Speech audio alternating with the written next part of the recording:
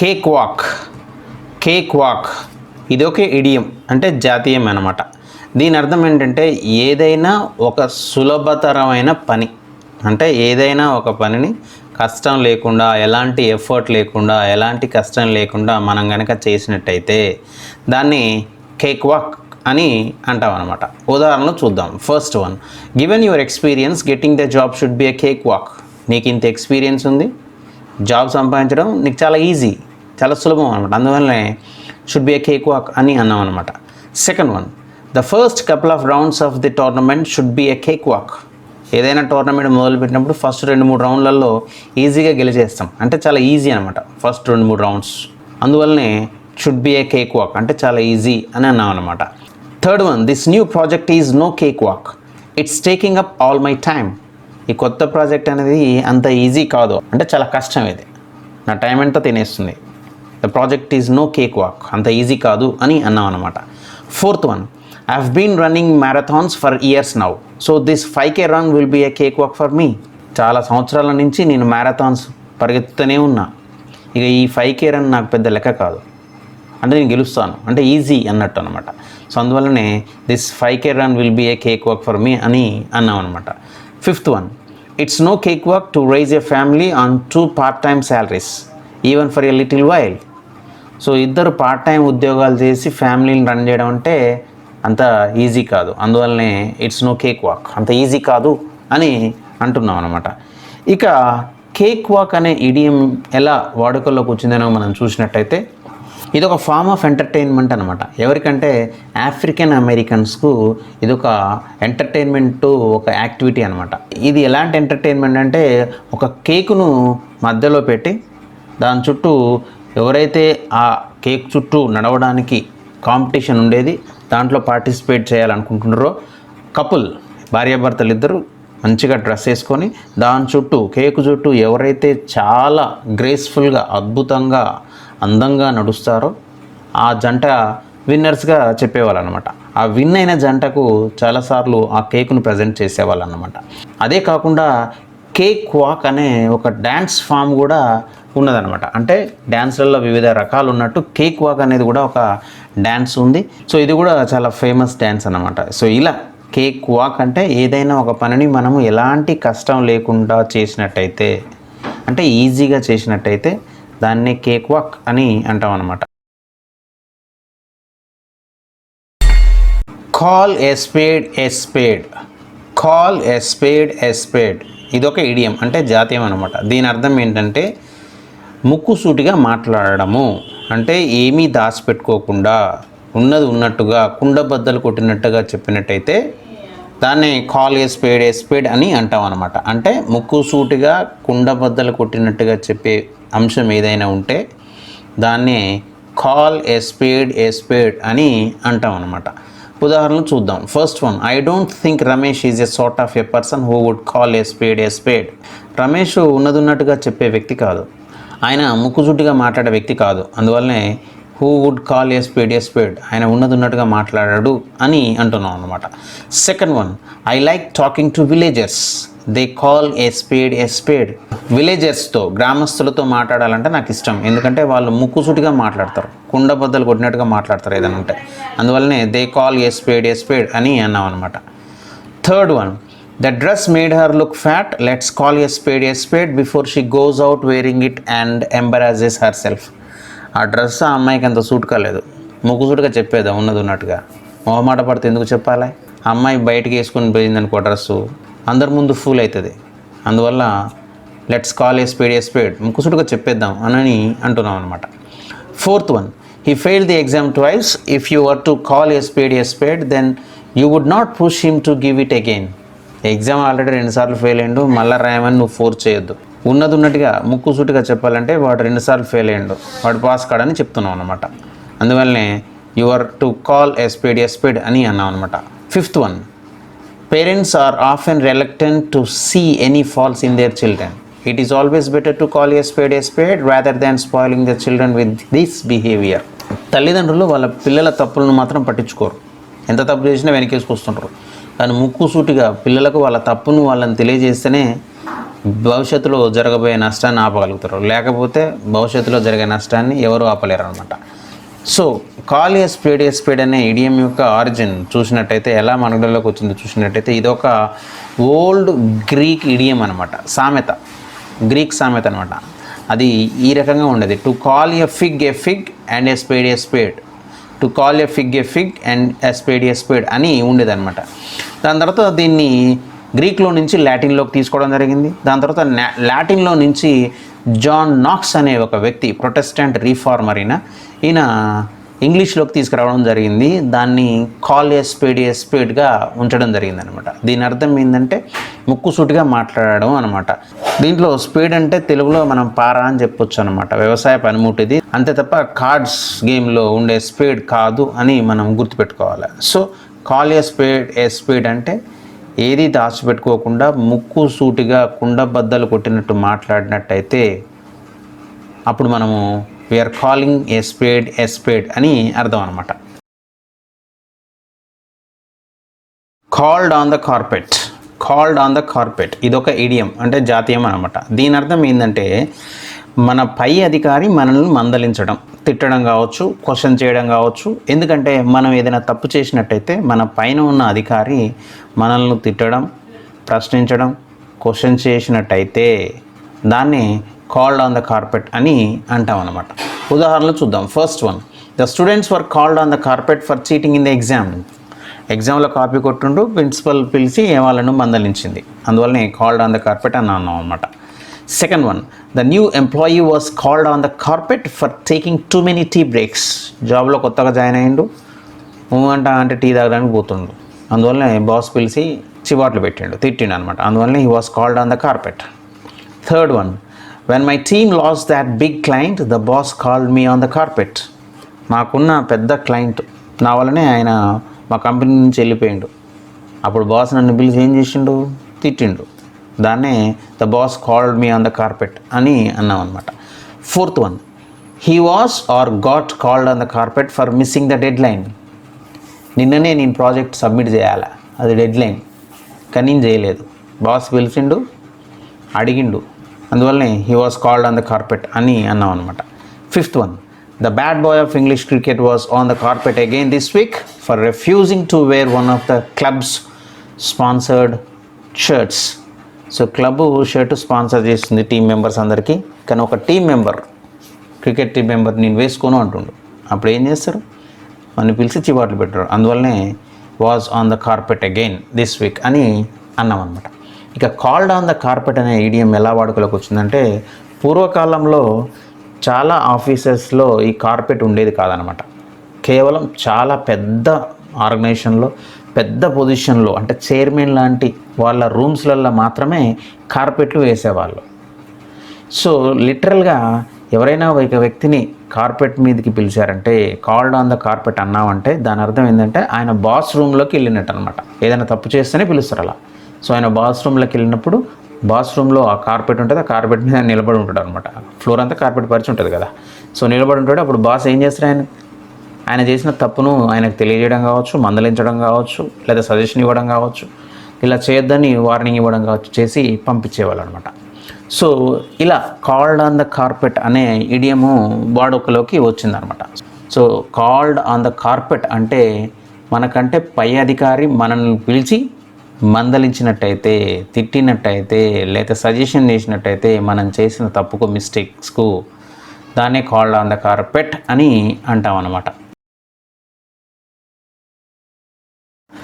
Can't hold a candle to someone. Can't hold a candle to someone ఇదొక idiom, అంటే జాతీయం అన్నమాట. దీని అర్థం ఏంటంటే not be equal to someone, అంటే ఒక వ్యక్తితో కావచ్చు, ఒక వస్తువుతో కావచ్చు, ఇంకొక వ్యక్తి ఇంకొక వస్తువు సమానం కాదు, రెండు ఈక్వల్ కాదు అని చెప్పడానికే can't hold a candle to someone అని అంటాం అన్నమాట.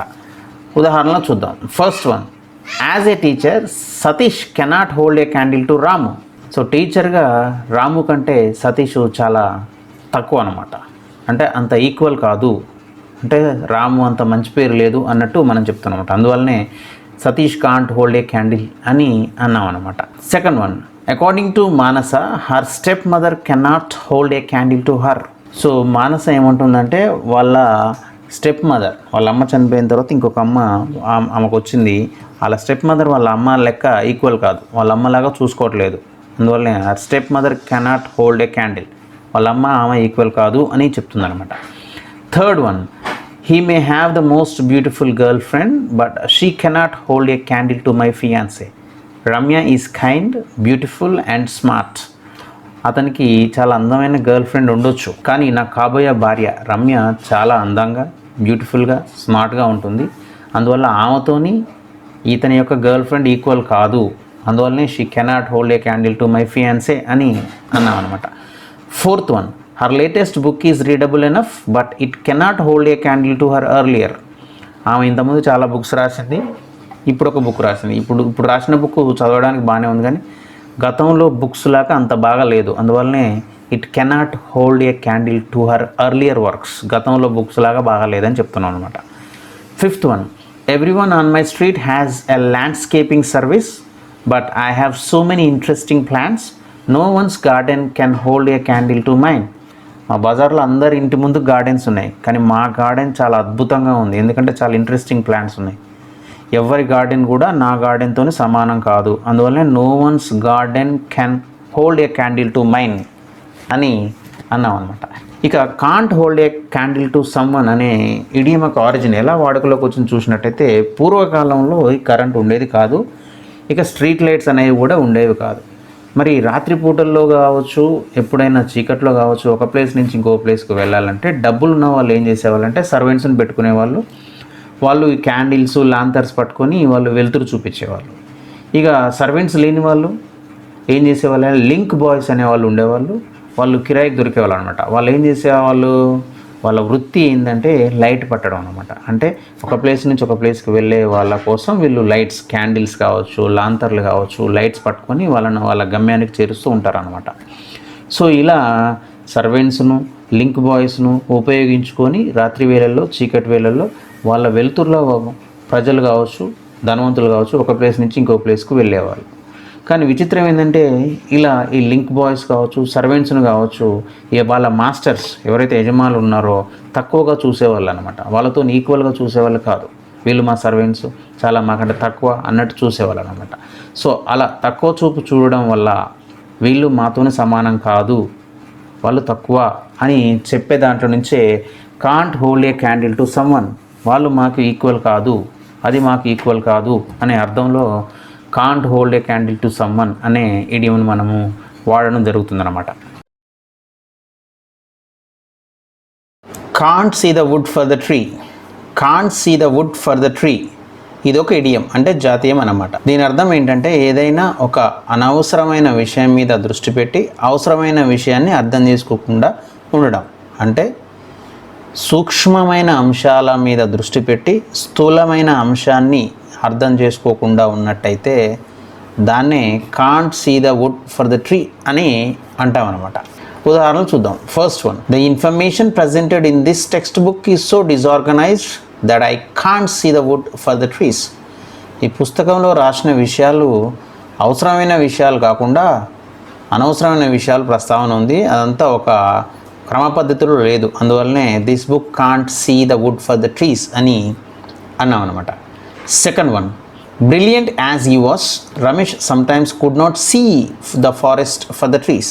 రమేష్ చాలా తెలివికల అబ్బాయే, కానీ కొన్నిసార్లు అనవసరమైన విషయాల వల్ల అవసరం ఉన్న విషయాన్ని పట్టించుకోడు. అందువల్లనే ఈ couldn't see the forest for the trees అని అన్నాం అనమాట. Third one, from the questions that were asked after the presentation it was fairly obvious that most of the participants could not see the wood for the trees.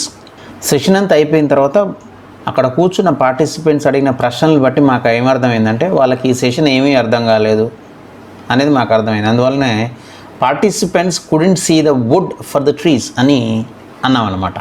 Fourth one, he often help those who could not see the wood for the trees reach the correct decision.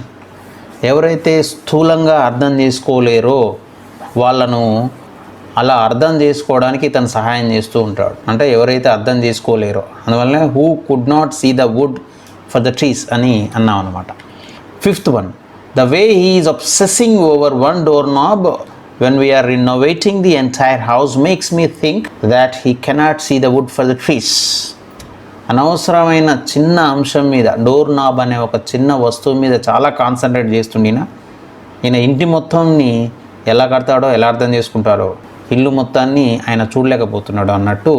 అందువల్లనే ఈ can't see the wood for the trees అని అన్నాం అనమాట. ఇక can't see the wood for the trees అనే idiom ఎలా వాడుకలోకి వచ్చింది అనేది మనం చూసినట్టయితే, చాలాసార్లు మన అటెన్షన్, మన దృష్టి అంతా కేవలం చిన్న చిన్న అంశాల మీద, ఉదాహరణకు ఒక చెట్టు మీద చాలా దృష్టి పెడుతుంటాం తప్ప ఒక అడవి యొక్క అద్భుతాన్ని చూడలేము. ఒక అడవి చూస్తే అడవి స్థూలమైన అంశం అనమాట. ఒక చెట్టు అనేది సూక్ష్మమైన అంశం. ఒక చెట్టు యొక్క అందం దగ్గరనే మనం ఆగిపోతే ఒక పెద్ద అడవి స్థూలమైన అందాన్ని మనము ఎంజాయ్ చేయలేము, అర్థం చేసుకోలేము అనే అంశంలోంచి తీసుకున్నదే can't see the wood for the tree. దీని అర్థం ఏంటంటే, సూక్ష్మమైన అంశాల మీద, అనవసరమైన అంశాల మీద దృష్టి పెట్టి అవసరమైన స్థూలమైన అంశాన్ని అర్థం చేసుకోకుండా ఉన్నప్పుడే can't see the wood for the trees అని అంటాం అన్నమాట. Carrot and stick approach.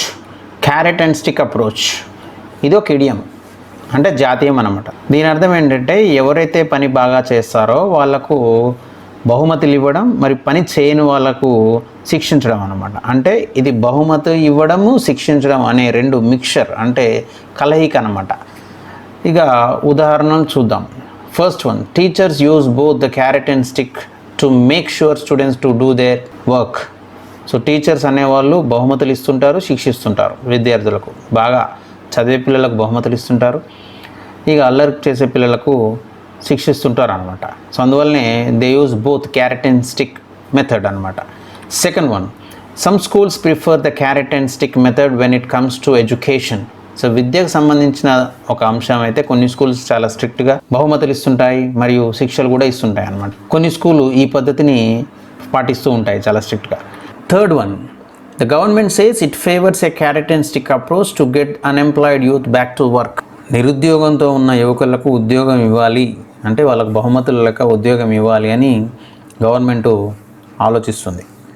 ఇక నేను ఉద్యోగం చేయను అన్న వాళ్ళకు పనిష్మెంట్ చేయాలని కూడా ఆలోచిస్తుంది. అందుకనే క్యారెట్ అండ్ స్టిక్ అప్రోచ్ను ఇంప్లిమెంట్ చేయడానికి గవర్నమెంట్ సిద్ధంగా ఉంది అని చెప్తాను అన్నమాట.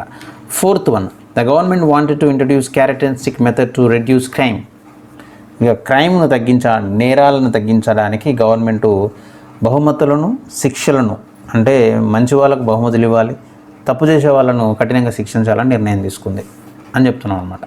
Fifth one, being a boss she need to apply the carrot and stick approach effectively to discipline her junior team members. So ఎవరిని శిక్షించాలి, ఎవరికి బహుమతులు ఇవ్వాలి అనేది ఒక టీం లీడర్గా ఆమెకు తెలిసి ఉండాలి. అప్పుడే ఆమె ఎఫెక్టివ్ టీం లీడర్ అవుతుంది తప్ప అంతకంటే కాదు అని చెప్తున్నాం అనమాట. ఇక క్యారెట్ అండ్ స్టిక్ అప్రోచ్ అనే ఒక ఇడియం ఎలా వాడుకలోకి వచ్చిందో మనం చూసినట్టయితే, పూర్వకాలంలో ఈ గుర్రాలు మీద సరుకులు తీసుకెళ్లేవాళ్ళు, రవాణా చేసేవాళ్ళు. ఇక గుర్రాల ఓనర్స్ ఎవరైతే ఉన్నారో, ఎప్పుడైతే ఈ గుర్రాలు నడవకుండా బద్ధకం చేస్తాయో అప్పుడు ఈ ఓనర్స్ ఏం చేసేవాళ్ళంటే క్యారెట్ని తీసుకొని ఆ గుర్రం మూతి దగ్గర ఇట్లా ఊపేవాళ్ళు అనమాట. అంటే మూతికి దగ్గర ఆశ చూపేవాళ్ళు. సో ఆ క్యారెట్ కోసం అది ముందుకు నడుస్తూ వెళ్ళేది అనమాట. ఒకవేళ క్యారెట్ చూపించినా కానీ ఆ గుర్రం నడవకుండా అలానే ఉంటే కర్రతో తీసుకొని వీప్ మీద ఒకటి గట్టిగా కొట్టేవాళ్ళు అనమాట. అదొక పనిష్మెంట్ అన్నమాట. అప్పుడు ఆ గుర్రం నడవక తప్పేది కాదు. సో అందువల్ల క్యారెట్ అండ్ స్టిక్ అప్రోచ్ ఏంటంటే బహుమతులు ఇవ్వడం, పనిష్మెంట్ ఇవ్వడం, ఈ రెండు మిక్చర్ అనమాట. రెండు కలయికనే మనము క్యారెట్ అండ్ స్టిక్ అప్రోచ్ పద్ధతి అని అంటాం అనమాట. Carry coals to Newcastle. Carry coals to Newcastle, it's an idiom. ఇదొక జాతీయం. దీని అర్థం ఏంటంటే, ఏదైనా ఒక పనిని అనవసరంగా చేయడము, అంటే అవసరం లేని పని మీద మన శ్రమనంతా వృధా చేస్తే దాన్నే carry coals to Newcastle అని అంటాం అనమాట. ఉదాహరణలు చూద్దాం. First one, Mohan was trying to sell ice cream to the Italians, that's like carrying coals to Newcastle. ఇటాలియన్స్కు అంటే వాళ్ళే ఐస్ క్రీమ్ ఫుల్గా తింటారు అనమాట. వాళ్ళ దేశంలోనే చాలా ఐస్ క్రీమ్ ఉంటుంది. ఇక వాళ్ళకి ఐస్ క్రీమ్ అమ్మాలని ప్రయత్నం చేయడం అంటే అది వృధా, అన్నెసెసరీ థింగ్ అనమాట. అందువల్లనే that's like carrying coals to Newcastle అని అన్నాం అనమాట. Second one, exporting pine to Scandinavians is like carrying coals to Newcastle. Scandinavian దేశానికి పైన్ను ఎక్స్పోర్ట్ చేయడం అంటే ఎగుమతి చేయడం అనేది వృధా. ఎందుకంటే పైన్ దిగుబడిలో స్కాండినేవియన్ కంట్రీ తర్వాతనే ఏ దేశమైనా.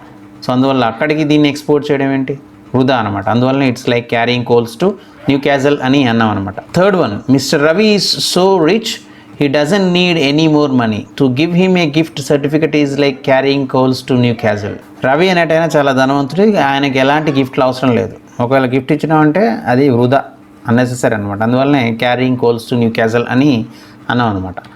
Fourth one, you are really carrying coals to Newcastle, she has many diamond rings. ఆమెకు చాలా డైమండ్ రింగ్స్ ఉన్నాయి ఆల్రెడీ, మళ్ళీ నువ్వు డైమండ్ రింగ్ ఇస్తున్నావంటే అది వృధా, అన్నెసెసరీ అనమాట. అందువల్లనే you are carrying coal mines to Newcastle అని అన్నాం అనమాట. Fifth one, selling refrigerators to the Eskimos is like carrying coals to Newcastle. So Eskimos ఉండేదే మంచు ప్రదేశాల్లో, ధ్రువ ప్రాంతాలలో. ఇక వాళ్ళంతా చల్ల ప్రదేశాలు ఉంటారు, వాళ్ళకి రెఫ్రిజిరేటర్లు అమ్మాలా, తీసుకుంటారా వాళ్ళు? తీసుకోరు కదా. అందువల్లనే అది వృధా అనమాట. అందువల్లనే మనం ఏమన్నాం, క్యారింగ్ కోల్స్ టు న్యూకాజిల్ అని అన్నాం అన్నమాట. ఇక క్యారీ కోల్స్ టు న్యూకాజిల్ అనే దాన్ని మనము take coals to Newcastle, take coals to Newcastle అని కూడా అనొచ్చు అనమాట. ఇక క్యారీ కోల్స్ టు న్యూకాజిల్ అనే ఇడియం ఎలా వాడుకలోకి వచ్చిందో అని మనం చూసినట్టయితే, న్యూకాజిల్ అనే ఒక ప్రదేశం ఇది నార్త్ ఇంగ్లాండ్లో ఉందండి. ఇది కోల్ మైన్స్ అంటే బొగ్గు గనులకు చాలా ఫేమస్ అనమాట. అక్కడ బొగ్గు చాలా విరివిగా దొరుకుతుంది అనమాట. ఇక అలాంటి ప్రదేశానికి మనం కనుక బొగ్గును కోల్స్ తీసుకెళ్ళాం లేదా ఎక్స్పోర్ట్ చేసాం అనుకోండి, ఆ శ్రమ అంతా వృధా. అలానే ఇక ఏదైతే పని మనం అన్నెసెసరీగా అవసరం లేకుండా చేస్తామో, వృధా చేస్తామో, దాన్ని మనము క్యారీ కోల్స్ టు న్యూకాజిల్ అని అంటాం అనమాట. Catch as catch can, catch as catch can ఇదొక ఇడియం, జాతీయం అనమాట. దీని అర్థం ఏంటంటే ఏదైనా ఒక పనిని ఎలాగైనా కంప్లీట్ చేయడం. అంటే దాని విలువలు, ఎథిక్స్, మోరల్స్ ఇలాంటి ఏమీ పట్టించుకోకుండా, ఒక ప్లానింగ్ లేకుండా, మనకు అవసరం కాబట్టి ఒక పనిని ఎలానైనా బై ఆల్ మీన్స్ ఏ పద్ధతిలోనైనా దాన్ని కనుక మనం కంప్లీట్ చేసినట్టయితే, పూర్తి చేసినట్టయితే దాన్నే క్యాచ్ యాజ్ క్యాచ్ క్యాన్ అని అంటాం అనమాట. ఏమి అంటే విలువలు, ఎథిక్స్ ఇలాంటి ఏమీ లేకుండా ఒక పనిని ఎలాగైనా కంప్లీట్ చేయాలని ఆలోచిస్తే దాన్నే క్యాచ్ యాజ్ క్యాచ్ క్యాన్ అని అంటాం అనమాట. ఉదాహరణలు చూసినట్టయితే first one, the restaurant was so busy during dinner that getting service was catch as catch can. రెస్టారెంట్లో చాలామంది ఉంటారు, ఇక డిన్నర్ సర్వీస్ తీసుకోవాలంటే చాలా కష్టం, కానీ ఎలాగైనా అందరూ డిన్నర్ సర్వీస్ తీసుకోవాలని చూస్తారు అనమాట. అంటే డిన్నర్ పొందాలని చూస్తారు. అందువల్లనే ఆ సర్వీస్ అనేది క్యాచ్ యాజ్ క్యాచ్ క్యాన్, ఏ పద్ధతిలోనైనా మాకు రావాలి అని అందరూ ఆలోచిస్తూ ఉంటారు అనమాట. Second one, any new parent can tell you that sleep is catch as catch can once your baby is Born. నువ్వు తండ్రివి కాగానే లేదా తల్లివి కాగానే పిల్లలు పుట్టగానే మనకు నిద్ర అనేది సరైన సమయంలో ఉండదు. ఎందుకంటే పిల్లలు ఎప్పుడు నిద్రపోతారో ఎప్పుడు ఏడుస్తారో తెలియదు. అందువల్ల వాళ్ళు ఎప్పుడు నిద్రపోతారో అప్పుడు మనం నిద్రపోవాల్సిన పరిస్థితి ఏర్పడుతుంది. అంటే ఎప్పుడు అవకాశం దొరికితే అప్పుడు, అంతే తప్ప ఒక సిస్టమేటిక్గా నిద్రపోయేది ఉండదు అనమాట. అందువల్లనే sleep is catch as catch can అని అన్నాం అనమాట. Third one, when his former partner complained that he was taking away his clients, Rahul told him that in business it was a case of catch as catch can. Business అంటేనే మనం క్లయింట్స్ని సంపాదించడం, ఎలా సంపాదించడం అనేది ముఖ్యం కానే కాదు. అదే రాహుల్ చెప్పిండు అనమాట వాళ్ళ ఫ్రెండ్కు, నువ్వు నా క్లయింట్స్ అందరినీ తీసుకుంటున్నావు అంటే రాహుల్ ఏం చెప్పాడు, బిజినెస్ అంటేనే it's a case of catch as catch can అని చెప్పాడు అనమాట. Fourth one, there was a period in college when I was out of work and had to live catch as catch can. నాకు కాలేజీలో కొన్ని రోజులు ఉద్యోగం పోయింది, వర్క్ లేదు, నేను ఎలా పడితే అలా నివసించాను. అంటే ఏ పని దొరికితే ఆ పని నివసించడానికి, బ్రతకడానికి ఏది అవసరం అంటే అది చేసిన అని చెప్తున్నాను అనమాట. అందుకనే had to live catch as catch can అని అన్నాం అనమాట. Fifth one, the crew was intent on finishing the project in record time, as a result sleeping and eating work catch as catch can. ఈ పనిని తప్పకుండా complete చేసి ఒక record సృష్టించాలనుకుంటుర్రు, అందువల్లనే వాళ్ళు నిద్రపోవట్లేరు, తినట్లేరు. అందువల్లనే ఆ రెండు, నిద్ర తిండి అనేది ఎప్పుడు టైం దొరికితే అప్పుడు చేస్తుర్రు. అందువల్లనే ఈ రెండు, sleeping and eating work catch as catch can అని అన్నాం అనమాట. ఇక క్యాచ్ యాజ్ క్యాచ్ క్యాన్ అనేది no holds barred, no holds barred అని కూడా అంటాము. ఇక క్యాచ్ అనే వర్డ్ మనకు WWF రెజ్లింగ్ సంబంధించిన వర్డ్గా మనకు అర్థమవుతుంది. అంటే WWF వరల్డ్ రెజ్లింగ్ ఫెడరేషన్లో ఈ రెజ్లింగ్ చేసేటప్పుడు ఫ్రీ స్టైల్ రెజ్లింగ్లో ఎలాంటి రెస్ట్రిక్షన్స్ ఉండవు, షరతులు ఉండవు అనమాట. అంటే అపోనెంట్ను మనం ఎక్కడైనా పట్టుకోవచ్చు, ఎలానైనా పట్టుకోవచ్చు, గెలవడానికి ఏదైనా చేయొచ్చు. దాన్నే ఫ్రీ స్టైల్ రెజ్లింగ్ అంటారు అనమాట. సో అందువల్ల ఈ ఇడియము ఇలా రెజ్లింగ్లోంచి తీసుకొని క్యాచ్ యాజ్ క్యాచ్ క్యాన్ అంటే వీలైన పద్ధతులన్నీ చేయడం అనమాట. ఒక సిస్టమేటిక్గా కాకుండా ఏది పడితే అది చేసి మన పనిని కంప్లీట్ చేసుకోవడాన్నే బై ఆల్ మీన్స్ ఏ పద్ధతిలోనైనా పని ముగించడమే ముఖ్యం అనే సందంగా ఉన్నట్టయితే క్యాచ్ యాజ్ క్యాచ్ కెన్ అని అంటాం అన్నమాట. Catch 22 it's an idiom. ఇదొక జాతీయం. దీని అర్థం ఏంటంటే ఏదైనా ఒక సిచ్యువేషన్లో, ఒక సందర్భంలో మనం గనక ఎన్ని ప్రయత్నాలు చేసినా గెలవనట్టయితే దాన్నే క్యాచ్ 22 సిచ్యువేషన్ అని అంటాం అన్నమాట. అంటే మనం ఎన్ని ప్రయత్నాలు చేసినా కానీ మనం గెలవం, ఓడిపోవడమే జరుగుతుందన్నమాట. అలాంటి స్థితినే క్యాచ్ 22 అని అంటాం అన్నమాట. ఇక ఉదాహరణలు చూసినట్టయితే Raju is caught in a catch 22 situation unable to choose which way to go. So Raju ఇలాంటి పరిస్థితి వచ్చింది, పెళ్లి చేసుకునే పరిస్థితి వచ్చింది. పెళ్లి చేసుకుంటే ఇతను చనిపోతాడు, చేసుకోకపోతే తల్లిదండ్రులు చనిపోతా అంటున్నాడు. దీన్నే క్యాచ్ 22, రెండు నష్టాలే. అందువల్లనే ఈ క్యాచ్ 22 సిచ్యువేషన్లో రాజు ఉన్నాడని చెప్తున్నాను అనమాట. Second one, working parents are in the catch 22 situation as day cares remain shut during the COVID-21 pandemic. ఈ కోవిడ్ టైంలో చిల్డ్రన్ డే కేర్ సెంటర్స్ అన్నీ క్లోజ్ చేశారు. ఇక ఇద్దరు పేరెంట్స్ పని చేసేటోళ్ళు అయితే పిల్లల్ని ఎక్కడ పెట్టాలి? పని చేయకపోతే కుటుంబం నడవదు, పిల్లల్ని పెట్టడానికి ప్లేస్ లేదు. దీన్నే క్యాచ్ 22 సిచ్యువేషన్ అని అంటాం అనమాట. Third one, the coal miners are in a catch 22 situation, either quit working but have no income for themselves and their family or keep working until they are at death's door. ఇక బొగ్గు గనులలో పనిచేసే వాళ్ళు catch 22 సిచ్యువేషన్లో ఉన్నట్టే. ఎందుకంటే పని చేయకపోతే కుటుంబం నడవదు, పని చేస్తే ఆ బొగ్గు వల్ల వచ్చిన వాసనను పీల్చుకొని ఊపిరితిత్తులు ఖరాబ్ అవుతాయి, అలా చనిపోతారు. సో దీన్ని క్యాచ్ 22 సిచ్యువేషన్ అని అంటాం అనమాట. Fourth one, James is presently in a catch 22 situation as he is struggling to get another work visa to find a good job somewhere else. So James అనేట ఆయన క్యాచ్ 22 సిచ్యువేషన్లో ఉన్నాడు, difficult సిచ్యువేషన్లో. ఏంటంటే job లేదు, జాబ్ వీసా లేదు, రెండు సంపాదించుకోవాలా. అందువల్లనే క్యాచ్ 22 సిచ్యువేషన్ అని అన్నాం అనమాట. Fifth one, I couldn't start my own business until I have got money and I couldn't get the money until I start my own business. Oh my God, this is really catch 22 situation.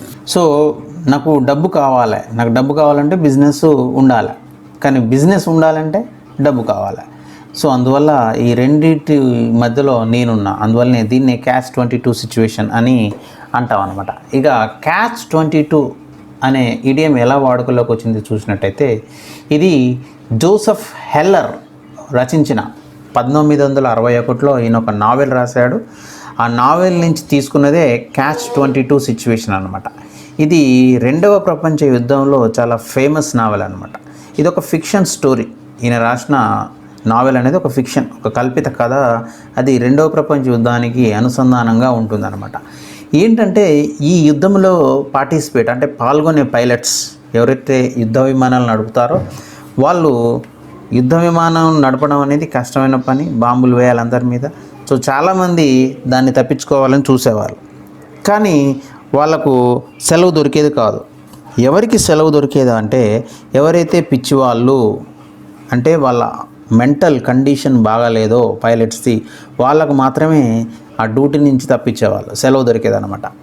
ఇక ఎవరైతే pilots వచ్చి మాకు mental condition బాగాలేదు అని చెప్తారో దాని అర్థం ఏంది?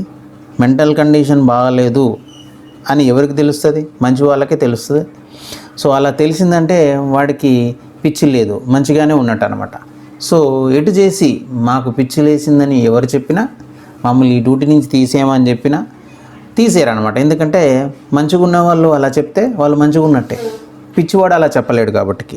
సో అందువల్ల వాళ్ళు ఎట్టి పరిస్థితుల్లోనూ పైలట్గా ఉండాల్సిందే, యుద్ధంలో పార్టిసిపేట్ చేయాల్సిందే. అందువల్ల సో ఈ పైలట్స్ అందరూ క్యాచ్ 22 సిచ్యువేషన్లో ఇరుక్కున్నట్టే అనమాట.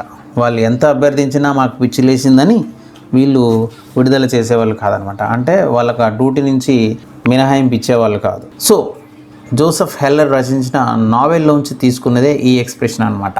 Catch-22 సిచ్యువేషన్ అంటే నువ్వు ఏం చేసినా నీకు గెలిచే ప్రసక్తి లేదు, ఓడిపోతావు అనే ఉద్దేశంతోనే Catch-22 అనే ఇడియం వాడుకలోకి వచ్చిందనమాట.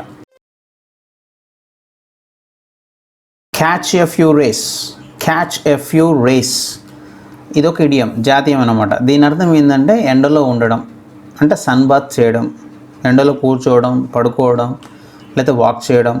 నీ మీద ఎండపడినట్టయితే నువ్వు నిజంగా క్యాచింగ్ ఎ ఫ్యూ రేస్ అన్నట్టే. ఉదాహరణ చూద్దాం. First one, he spend the early morning on the beach catching some rays. పొద్దున్నే బీచ్లో నడుస్తుండో, ఎందుకంటే ఆయనకు సూర్యరశ్మి కావాలి, క్యాచింగ్ సమ్ రేస్ అని అన్నాం అనమాట, అందుకని. Second one, I think I will read the newspaper outside and catch a few rays. నేను బయట కూర్చొని ఎండలో కూర్చొని న్యూస్ పేపర్ చదువుతాను, ఎందుకంటే నాకు ఎండ కావాలా అని అంటున్నాం, అందుకనే క్యాచ్ ఎ ఫ్యూ రేస్ అని అన్నాం అనమాట. Third one, now that it's sunny again after so many rainy days we should get out and catch some rays. చాలా రోజుల వర్షం తర్వాత ఈరోజు సూర్యుడు బయటకు వెళ్ళిండు, మనం వెళ్ళి ఎండలో ఉండాలి, అందుకనే క్యాచ్ సమ్ రేస్ అని అన్నాం అనమాట. Fourth one, I love lying on the beach and catching some rays. చాలా దేశాలలో బీచ్లలో పడుకొని ఎండ కోసం ఎదురు చూస్తూ ఉంటారు అనమాట, ఎండలో స్నానం చేస్తుంటారు, అందువల్లనే క్యాచింగ్ సమ్ రేస్ అని అన్నాం అనమాట. Fifth one, we wanted to catch some rays but the sun never came out the whole time we were there. I went to Hawaii to bag some rays. ఎండ కావాలని మాకు ఉంది, కానీ మేము ఉన్న ప్రదేశంలో అసలు ఎండే రావట్లేదు. ఇక ఏం చేసినాం, హవాయ్ దీవిలోకి వెళ్ళి ఆ సముద్రం ఒడ్డున ఎండను కొంచెం ఆస్వాదించినాం, అంటే ఎండ స్నానం చేసినాం, అంటే సన్ బాత్ చేసినాం అని చెప్తున్నాం అనమాట. ఇక క్యాచ్ ఎ ఫ్యూ రేస్ అనే ఇడియం ఎలా వాడుకలో వచ్చిందంటే, మనం ఈ ఇడియం నుంచి అర్థం చేసుకోవచ్చు. రేస్ అంటే ఇక్కడ మనకు సన్ రేస్ అనమాట, అంటే సూర్యుడి నుంచి వచ్చే కిరణాలని రేస్ అని అంటాం అనమాట. క్యాచ్ ఎ ఫ్యూ రేస్ అంటే సూర్యకిరణాలను మనం ఆస్వాదించడం, అంటే ఎండలో ఉండడం, ఎండను ఆస్వాదించడం, ఎండ అవసరాన్ని మనం తెలుసుకోవడం అనమాట. అందుకనే క్యాచ్ ఎ ఫ్యూ రేస్ అని అన్నాం అనమాట. అంటే ఏంటి, ఎండ కావాలి, ఎండ అవసరము, ఎండలో ఉండడము, సన్ బాత్ చేయడాన్ని క్యాచ్ ఎ ఫ్యూ రేస్ అని అంటాం అనమాట. క్యాట్స్ విస్కర్స్ ఇది ఒక ఇడియం, అంటే జాతీయం అన్నమాట.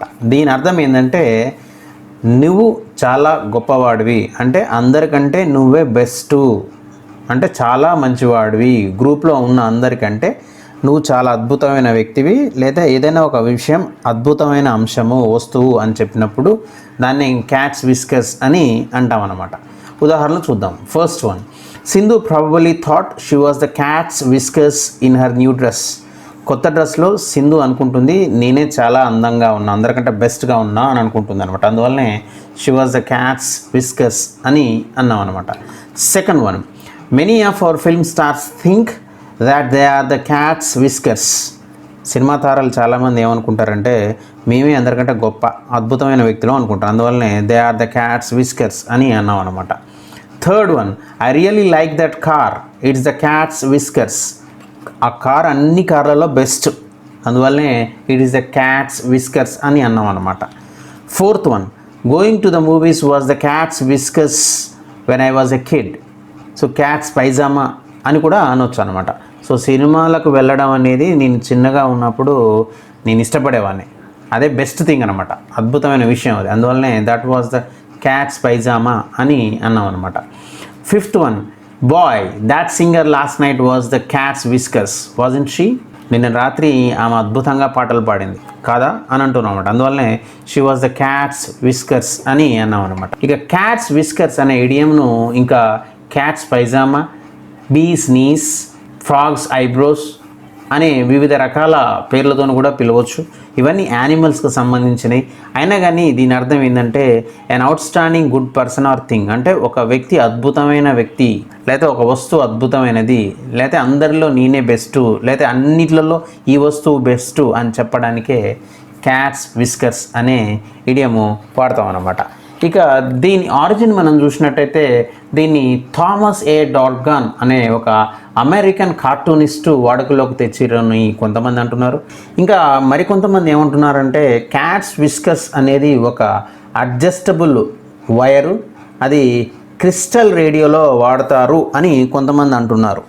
కానీ ఏదేమైనప్పటికీ క్యాట్స్ విస్కర్స్ అన్న, క్యాట్స్ పైజామా అన్న, బీస్ నీజ్ అన్న, ఫ్రాగ్స్ ఐబ్రోస్ అన్నా కానీ నీవు అందరికంటే బెస్ట్ అని ఫీల్ అయినప్పుడు, లేకపోతే ఒక వస్తువు బెస్ట్ అన్నప్పుడు, ఒక మనిషి బెస్ట్ అన్నప్పుడు దాన్నే క్యాట్స్ విస్కర్స్ అని అంటాం అన్నమాట. చేజింగ్ రెయిన్బోస్ ఇది ఒక ఇడియం, జాతీయం అన్నమాట. దీని అర్థం ఏంటంటే ఏదైనా అసాధ్యమైన పనిని చేయడానికి ప్రయత్నం చేసినప్పుడు, అంటే ఎవరైనా ఒక వ్యక్తి చేజింగ్ రెయిన్బోస్ అంటే అతను తన జీవితంలో సాధ్యం కాని పనిని చేస్తున్నాడు అని అర్థం అన్నమాట. ఉదాహరణలు చూద్దాం. First one, Raju says he wants to be the next Sachin, I think he is chasing rainbows. Raju ఏమంటున్నాడు, నేను మరొక సచిన్ టెండూల్కర్ని ఈ దేశంలో అని అంటున్నాడు. అది సాధ్యం కాదు, ఈయనకు ఆల్రెడీ 40 years దానికి వచ్చింది, ఇంకేం సాధ్యమైతే. అందువలన హీ ఈజ్ చేజింగ్ రెయిన్బోస్ అని అన్నాం అనమాట. Second one, it might seem like chasing rainbows but I'm convinced my research will have important applications some day. చాలామంది అనుకుంటారు నేను అసాధ్యమైన రీసెర్చ్ చేస్తున్నానే అనుకుంటున్నారు, కానీ ఏదో ఒక రోజు అందరు తెలుసుకుంటారు నా రీసెర్చ్ యొక్క విలువను అని అంటున్నాను అనమాట. So might seem like chasing rainbows అని అన్నాం అనమాట. అందుకనే third one, my brother wanted to go in to business but our parents and his friends told him to quit chasing rainbows. మా తమ్ముడు బిజినెస్ చేయాలనుకుంటున్నాడు, మా నాన్న అమ్మ ఫ్రెండ్స్ కూడా ఏమంటున్నట్టు నీకు చేత కాదు, అంత కెపాసిటీ నీకు లేదు, అంత తెలివి లేదు, వద్దని అంటున్నాడు అనమాట. అందుకనే క్విట్ చేజింగ్ రెయిన్బోస్ అని చెప్పారనమాట. Fourth one, you can't chase rainbows your whole life, you need to pick a stable career and start being an adult. జీవితాంతం అసాధ్యమైన విషయాలను పట్టుకొని ఎలాడకుండా ఎక్కడో ఒక్కడ స్టేబుల్గా ఉండి కదలకుండా ఉండి ఏదో ఒక కెరియర్ను చూజ్ చేసుకో, అంతే తప్ప you can't chase rainbows whole your life. నీ జీవితాంతం అసాధ్యమైన విషయాలను పట్టుకొని ఎలాడకు అని చెప్తున్నాను అనమాట.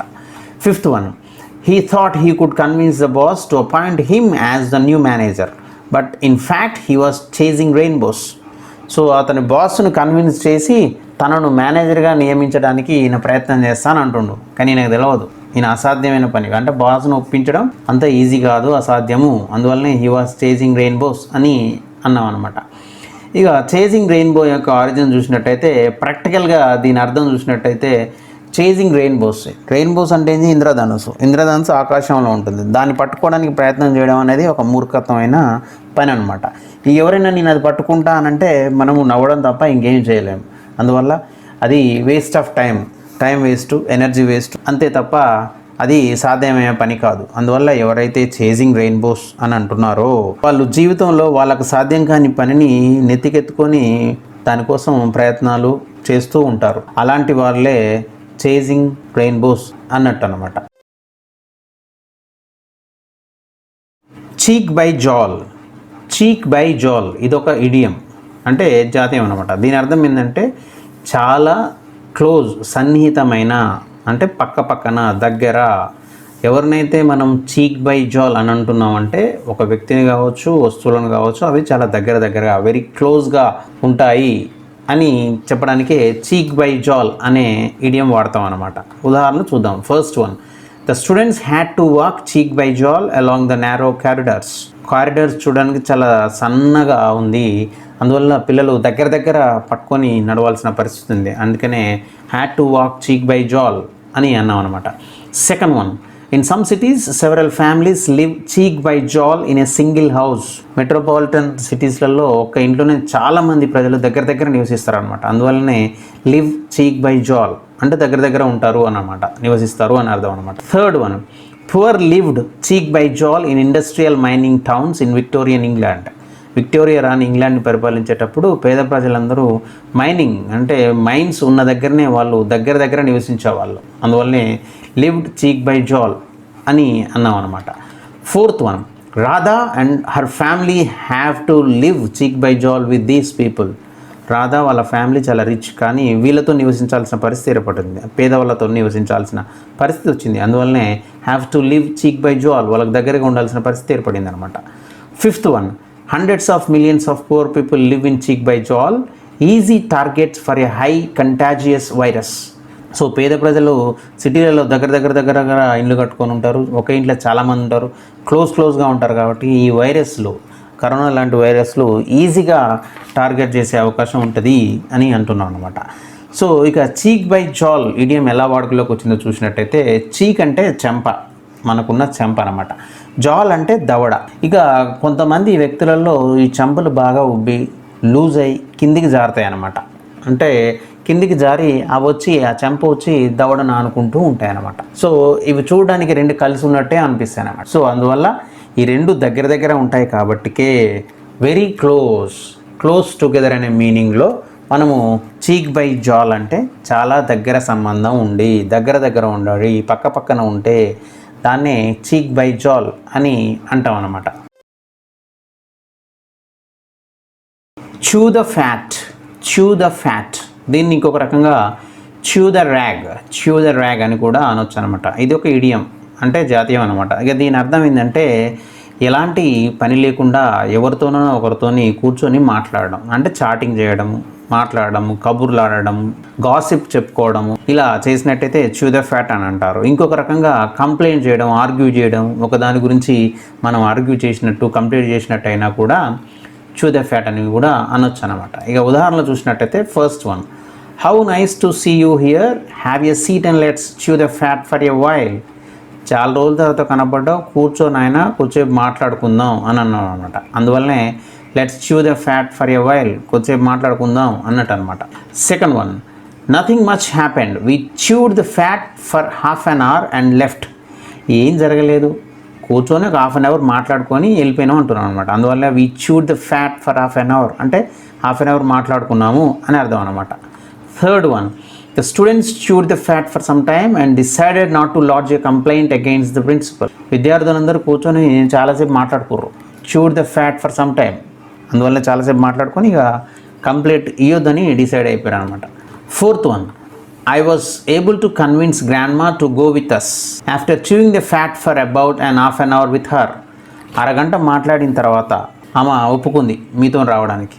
అందువల్లనే after chewing the fat for about half an hour, అరగంట మాట్లాడిన తర్వాత, అరగంట గాసిప్ తర్వాత అన్నట్టు అనమాట. Fifth one, the whole purpose of having this event is reunion so that school friends can come together and chew the fat. ఈ reunion యొక్క లక్ష్యం ఏంటంటే స్కూల్లో చదువుకున్న ఫ్రెండ్స్ అందరి దగ్గరకు వచ్చి మాట్లాడుకుంటారు, అంటే ఒక దగ్గర కూర్చొని గాసిప్ చెప్పుకుంటారు, మాట్లాడుకుంటారు, కాన్వర్జేషన్ చెప్పుకుంటారు అని అర్థం అనమాట. ఇక chew the fat అనే ఇడియం ఎలా వాడుకలోకి వచ్చింది చూసినట్టయితే, పూర్వకాలంలో సముద్రం మీద ప్రయాణం చేస్తున్నప్పుడు, పడవలలో, షిప్పులలో ఆహారం అయిపోయినప్పుడు, ఆహారం కొరత ఏర్పడ్డప్పుడు ఇక సెయిలర్స్ ప్రయాణికులకు ఏమి ఇచ్చేవాళ్ళంటే సాల్టెడ్ పోర్క్ అండ్ బీఫ్ ఇచ్చేవాళ్ళు అనమాట. అంటే ఉప్పులో ఉంచిన పంది మాంసం కావచ్చు, లేకపోతే ఆవు ఎద్దు మాంసం కావచ్చు, ఆ ముక్కలు ఇచ్చేవాళ్ళు అనమాట.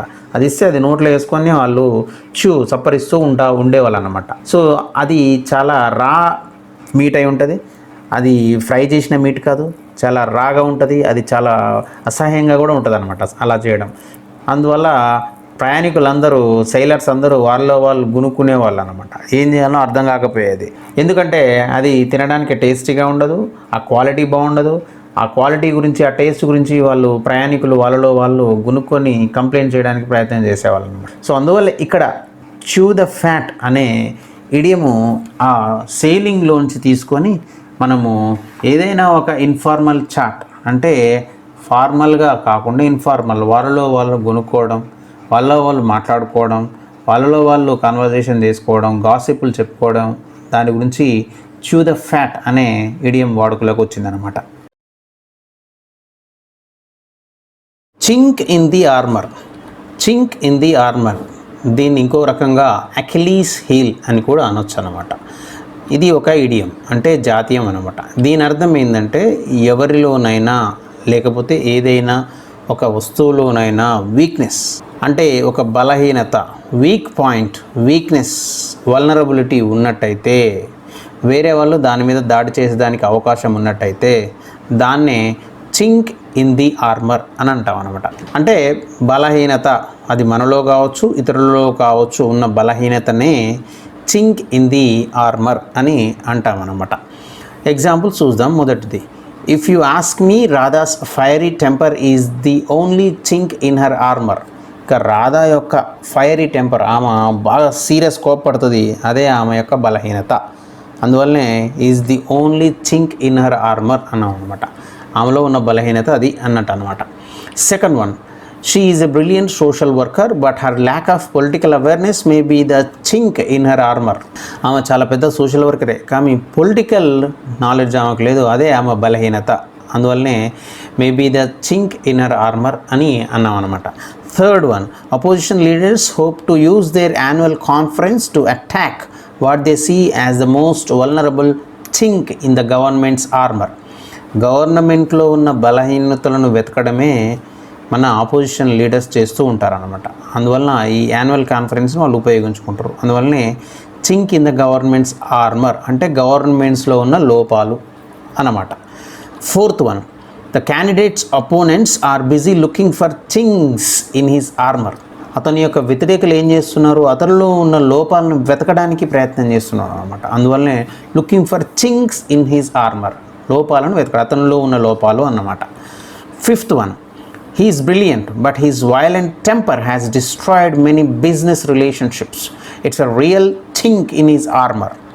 సో అతని కోపమే అతని శత్రువు, అతని బలహీనత అనమాట. సో అతని కోపం వల్ల చాలా బిజినెస్ రిలేషన్షిప్స్ను ఆయన కోల్పోయాడు, అదే ఆయనకున్న మహా బలహీనత. అందువల్ల it's a real chink in his armour అని అన్నాం అనమాట.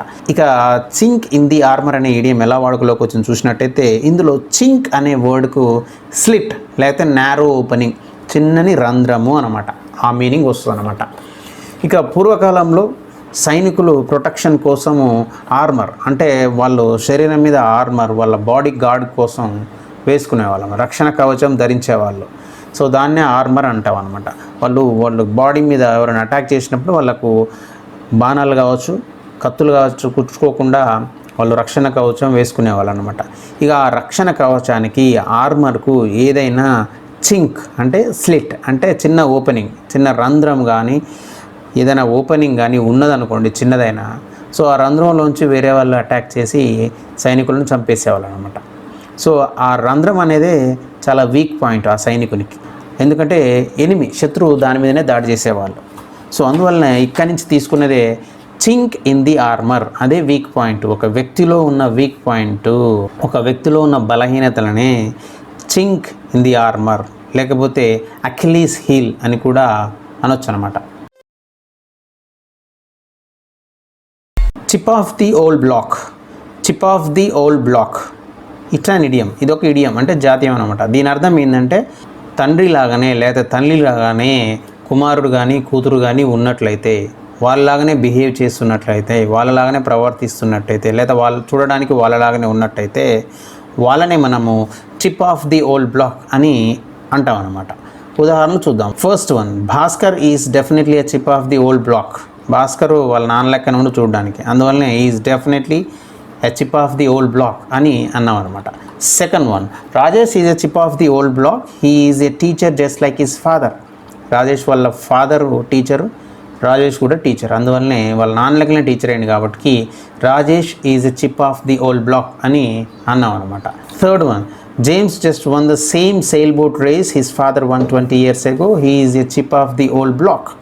20 సంవత్సరాల క్రితం జేమ్స్ వాళ్ళ నాన్న ఈ బోట్ రేస్ గెలిచిండు, ఇప్పుడు జేమ్స్ గెలిచిండు, సేమ్ అదే రేస్. అందువల్లనే he is a chip off the old block అన్నాం అనమాట. సేమ్ వాళ్ళ నాన్న లెక్కనే ఇతను చేశాడు అని అర్థం అనమాట. Fourth one, same like his brother, he is a chip off the old block, very rude in behaviour. చాలా దరిద్రంగా ప్రవర్తిస్తుండు వాళ్ళ అన్నలాగానే, అందువల్లనే he is a chip off the old block, వాళ్ళ అన్నలాగానే అన్నట్టు అనమాట. Fifth one, Raju was a chip off the old block with his grey eyes and his dad's smile. అతని నవ్వు, అతని కళ్ళు చూడడానికి వాళ్ళ నాన్న లెక్కనే ఉంటాయి. సో అందువల్లనే Raju was a chip off the old block with his grey eyes and his dad smile అని అన్నాం అనమాట. ఇక chip off the old block అనే ఇడియం ఎలా వాడుకలోకి వచ్చిందో చూసినట్టయితే, ఇందులో బ్లాక్ అనేది ఏదైతే ఉందో అది మనకు చెక్క మొద్దు అనమాట, మొద్దు చెక్క. చిప్ అనేది ఏదైతే ఉందో ఈ చిప్ అనేది ఆ మొద్దులోంచి వచ్చిన చిన్న పేడు, చెక్క పేడు లాంటిది అనమాట. సో ఈ పేడుకు ఆ మొద్దుకు ఎలాంటి లక్షణాలు ఉంటాయంటే సేమ్ లక్షణాలు ఉంటాయి, ఎందుకంటే ఈ చిప్ అనేది ఆ బ్లాక్లోంచి వచ్చింది, అంటే ఈ పేడు అనేది చెక్కలోంచి వచ్చింది, చెక్క పేడు. ఆ రెండింటికి సేమ్ లక్షణాలు, చూడడానికి ఒకే రకంగా ఒకే రకమైన కలర్ కావచ్చు, ఒకే రకమైన లక్షణాలు కావచ్చు ఉంటాయి. కాబట్టికే chip off the old block అనే ఇడియం వాడుకలోకి వచ్చింది. దీని అర్థం ఏంటంటే కూతురు కావచ్చు, కొడుకు కావచ్చు, తండ్రిలాగానే ఉండి తల్లిలాగానే ఉండి వాళ్ళ లెక్కనే ప్రవర్తిస్తే వాళ్ళ లాంటి కార్యక్రమాలు చేసినట్టయితే chip off the old block అని అంటాం అన్నమాట. Chips are down.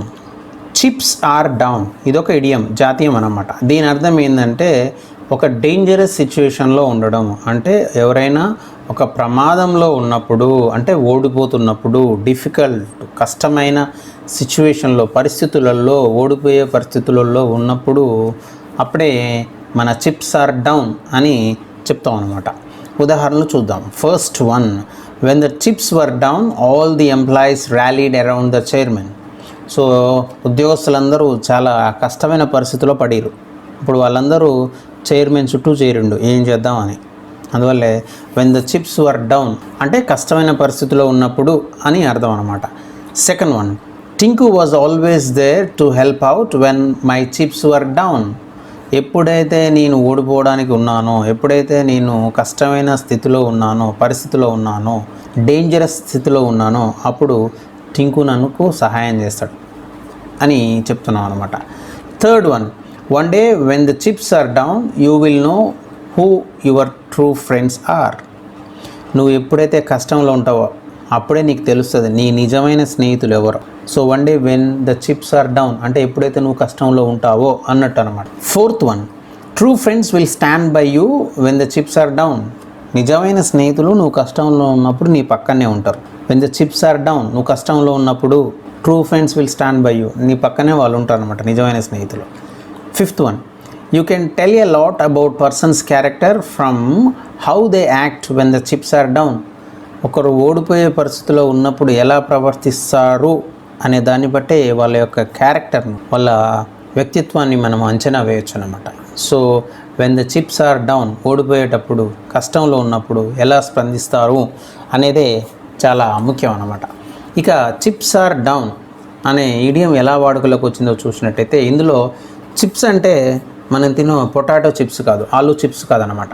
చిప్స్ అంటే మరి ఇవి ఏంటంటే గ్యాంబ్లింగ్ గేమ్లో, అంటే మనం సినిమాలలో కనుక చూసినట్టయితే పబ్లలో హీరో విలన్ ఎదురెదురుగా కార్డ్స్ కానీ ఇలాంటి గ్యాంబ్లింగ్ గేమ్లు ఆడుతున్నప్పుడు వాళ్ళ ఎదురుగా కొన్ని కలర్ చిప్స్ ఉంటాయి అన్నమాట. ప్లాస్టిక్ రౌండ్గా చిన్న చిన్న చిప్స్ బిళ్ళ లెక్క ఉంటాయి. ఇక వాటిని చిప్స్ అంటాం అనమాట. అవి different colour, red, blue, yellow ఇలాంటి డిఫరెంట్ కలర్స్లో ఉంటాయి అన్నమాట. సో వాళ్ళిద్దరూ అటు విలన్ ఇటు హీరో ఉండి వాళ్ళు కార్డ్స్ ఆడుతుంటారు అనమాట. దాన్ని గ్యాంబ్లింగ్ గేమ్ ఆడుతూ ఉంటారు. సో ఈయన కొన్ని బిళ్ళలు అంటే చిప్స్ అడ్డు జరిపితే విలన్ కూడా కొన్ని చిప్స్ జరుపుతుంటాడు. ఆ చిప్స్ ఏంటి, అవి వాటి ప్లేస్లో మనీ అనమాట. ఎవరి దగ్గర ఎక్కువ చిప్స్ ఉంటాయో వాళ్ళ దగ్గర ఎక్కువ మనీ ఉన్నట్టు, ఎవరి దగ్గర అయితే చిప్స్ అయిపోతాయో వాళ్ళ దగ్గర డబ్బు లేదు, అంటే వాళ్ళు కష్టంలో ఉన్నారు, డిఫికల్ట్ సిచ్యువేషన్లో ఉన్నారు, అంటే ఓడిపోయే పరిస్థితిలో ఉన్నారు. సో గేమ్ ఆఫ్ గ్యాంబ్లింగ్ నుంచి తీసుకున్నదే చిప్స్ ఆర్ డౌన్ అనమాట. చిప్స్ ఆర్ డౌన్ అంటే కష్టమైన, డిఫికల్ట్, డేంజరస్ సిచ్యువేషన్, అంటే ఓడిపోవడానికి సిద్ధంగా ఉండడం, కష్టమైన పరిస్థితిలో ఉండడం, కష్టాల్లో ఉన్నప్పుడే మనము చిప్స్ ఆర్ డౌన్ అని అంటాం అన్నమాట.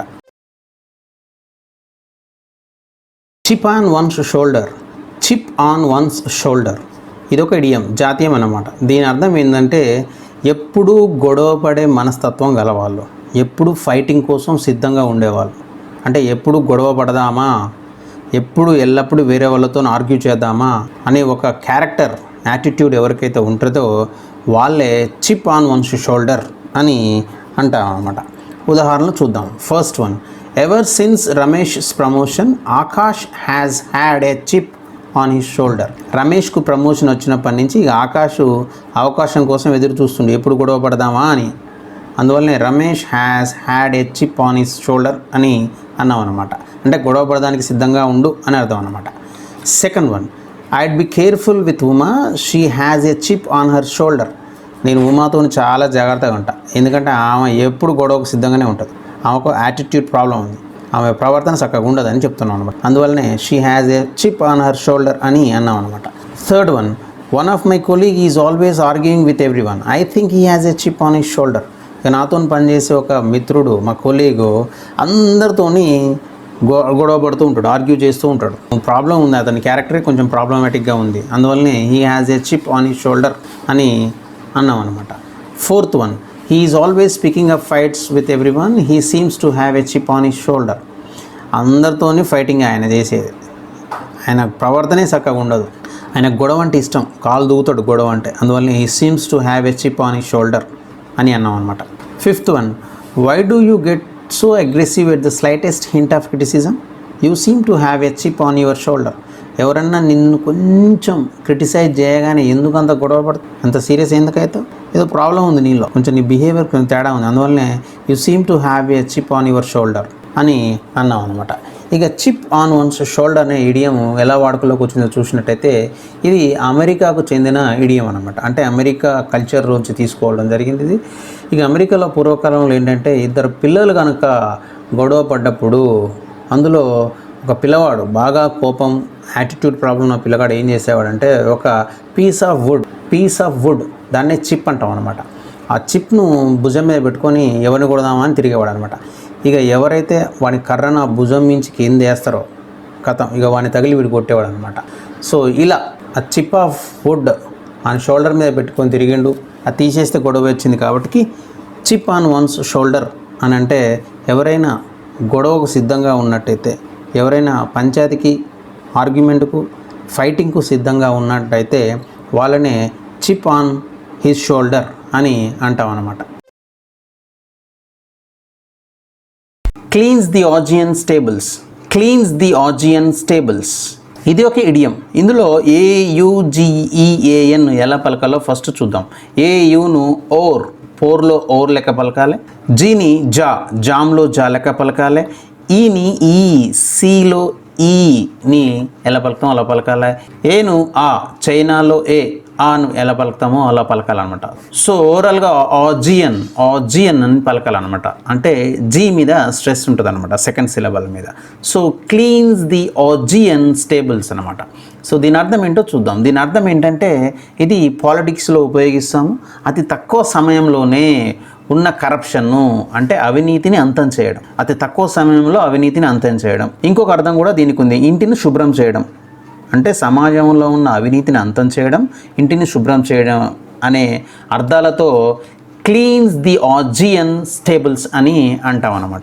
ఉదాహరణలు చూద్దాం. First one, Gayatri has been sent to cleanse the Augean stables of the previous administration. గత అడ్మినిస్ట్రేషన్ చేసిన అవినీతిని అంతా క్లీన్ చేయడానికి, అంతం చేయడానికి గాయత్రిని పంపించారు అనమాట. అందువల్లనే sent to cleanse the Augean stables అని అన్నాం అన్నమాట.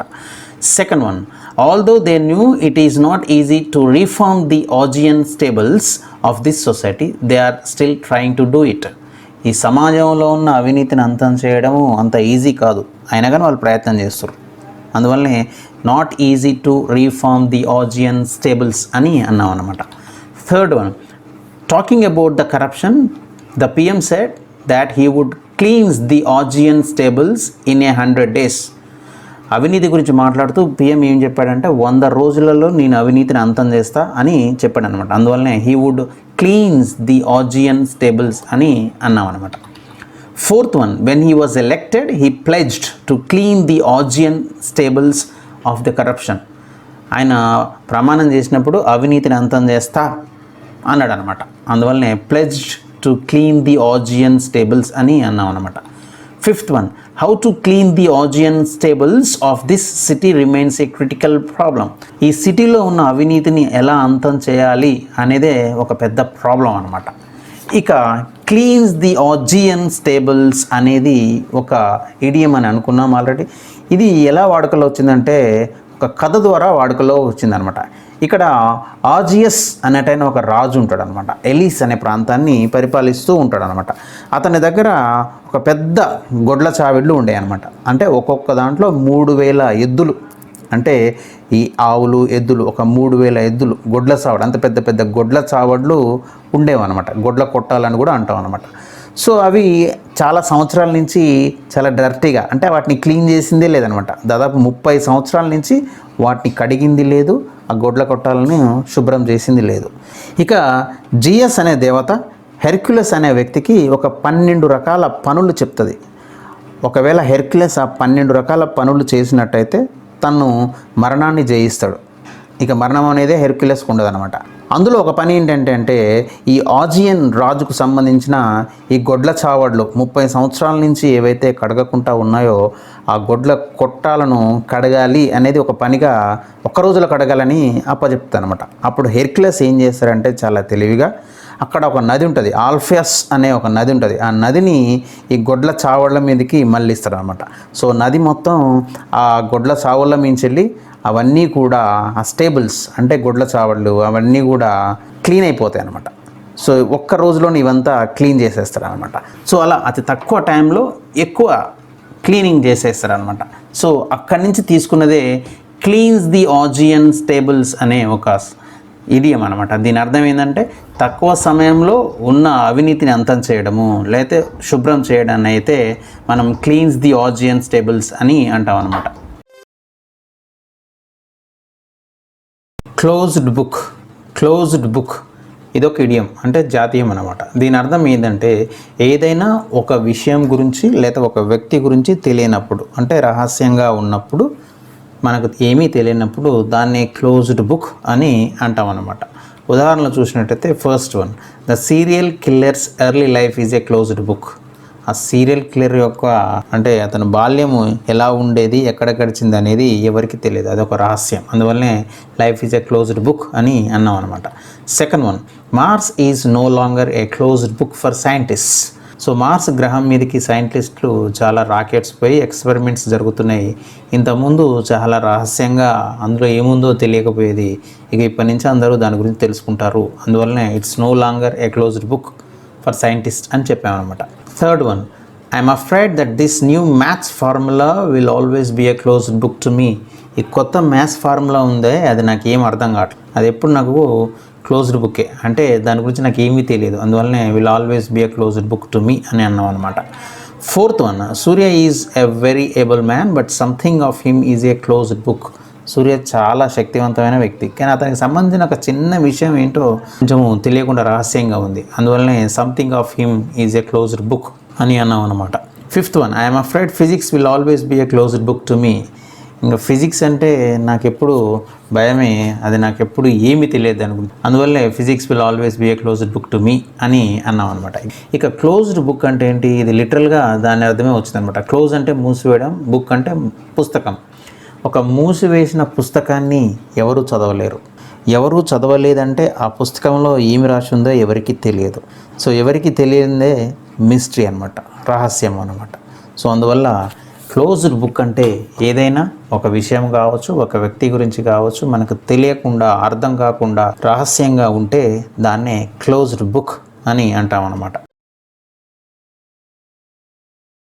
క్లౌడ్ కుకూ ల్యాండ్ ఇదొక ఇడియం అంటే జాతీయం అన్నమాట. దీని అర్థం ఏంటంటే ఒక ఆదర్శప్రాయమైన ప్రదేశము అంటే ఎలాంటి తప్పులు లేకుండా పర్ఫెక్ట్గా ఉండే ఒక ఆదర్శప్రాయమైన ప్రదేశాన్ని మనము క్లౌడ్ కుకూ ల్యాండ్ అంటాం అనమాట. ఇది వాస్తవానికి ఉండదు, ఇది ఒక ఐడియలిస్టిక్ కానీ అన్రియలిస్టిక్గా చెప్తూ ఉంటాం అన్నమాట. అంటే దీని అర్థం ఏంటి, ఇది జరుగుతుంది అని ఎవరైతే నమ్ముతారో, ఇలాంటి ప్రదేశం ఒకటి ఉంటుంది అని ఎవరైతే నమ్ముతారో వాళ్ళు నిజంగా అన్రియలిస్టిక్గా ఉన్నట్టే, అంటే వాళ్ళు నిజంగా ఒక పగటి కలలు కంటున్నట్టే. అంటే దీన్ని మనం తెలుగులో త్రిశంకు స్వర్గం అని కూడా అనొచ్చు అనమాట. ఇక ఉదాహరణలు చూసినట్టయితే, if you think Sarala is going to return the money you are living in cloud cuckoo land. Sarala తీసుకున్న డబ్బులు ఇస్తుంది అని నువ్వు నమ్ముతున్నావు అంటే అది నమ్మశక్యం కాదు, నువ్వు పగటి కలలు కంటున్నట్టే. ఎందుకంటే ఆ అమ్మాయికి ఇచ్చే అలవాటు లేదు, తీసుకోవడం తప్ప. అందువలన you are living in cloud cuckoo land అని అన్నాం అనమాట. Second one, I was living in cloud cuckoo land about my salary expectations. ఈ నెల నేను జీతం పెరుగుతుందని అనుకున్నా, కానీ వివిధ కారణాల వల్ల మా కంపెనీ వాళ్ళు జీతం పెంచలే. సో నేను ఒక పగటి కలను కంటూ ఉన్న జీతం పెరుగుతుంది అని, కానీ పెరగలేదు. అందువలన I was living in cloud cuckoo land, నేను ఊహలలో ఉన్నాను అని చెప్తున్నాను. Third one, Rani thinks that even without any experience she can find a job that will pay her ₹50,000 a month. I told her she was living in cloud cuckoo land. రాణి ఏమన్నదంటే ఏం experience లేకున్నా నేను first salary 50,000 సంపాదిస్తా అని అన్నది. నేనేమన్నా పగటి కలలు కనకు అని అన్నా, ఎందుకంటే ఆ అమ్మాయి పగటి కలల కలను ఊహా ప్రపంచంలో నివసిస్తూ ఉందన్నమాట. అంటే త్రిశంకు స్వర్గంలో ఉంది ఆ అమ్మాయి. She was living in cloud cuckoo land అని చెప్పామన్నమాట. Fourth one, if Tom thinks he will be able to live off his bad poverty he's living in cloud cuckoo land. Tom ఏమనుకుంటున్నాడు, నా పావర్టీ మొత్తం పోద్ది, పేదరికం అంతా పోయి నేను ధనవంతునిగా నివసిస్తాను అని అంటుండు. ఒక కూర్చొని మాట్లాడుతుండు. నువ్వు పగటికెళ్ళాలి కనుక నాయన, నువ్వు అలా కన్నట్టయితే, అలా అయినట్టయితే అది అసాధ్యం, అలా జరగదు. అందువల్లనే he's living in cloud cuckoo land, పగటికెళ్ళకి అంటూ ఉన్నాడు. అంటే త్రిశంకు స్వర్గంలో ఉన్నాడు ఈయన. పవర్టీ అంతా పోద్ది, పేదరికం అంతా దానికి అదే పోద్ది అంటే అది పోదు అనే విషయం ఆయనకు తెలియదు అన్నట్టు అనమాట. Fifth one, he's always got some hare brained schemes on how to fix the world, all of them right out of cloud cuckoo land. మన దగ్గర చాలా ఫూలిష్ స్కీమ్స్ ఉన్నాయన్నమాట. తెలివిలేని హెయిర్ బ్రెయిన్ అంటే తెలివిలేని స్కీమ్స్ అన్నీ పట్టుకొచ్చి నేను అది చేస్తా ఇది చేస్తా అని మాటలు చెప్తూ ఉంటాడు అనమాట. అవన్నీ కూడా అసాధ్యమైనయే. అందువల్లనే all of them right out of cloud cuckoo land అని అనడం జరిగింది అనమాట. అంటే అవాస్తవమైనది, సాధ్యం కానివి, త్రిశంకు స్వర్గంలో ఉండేటువంటివి, పగటి కళలు కానివి అనే అర్థంలో అవి వస్తాయి అన్నమాట.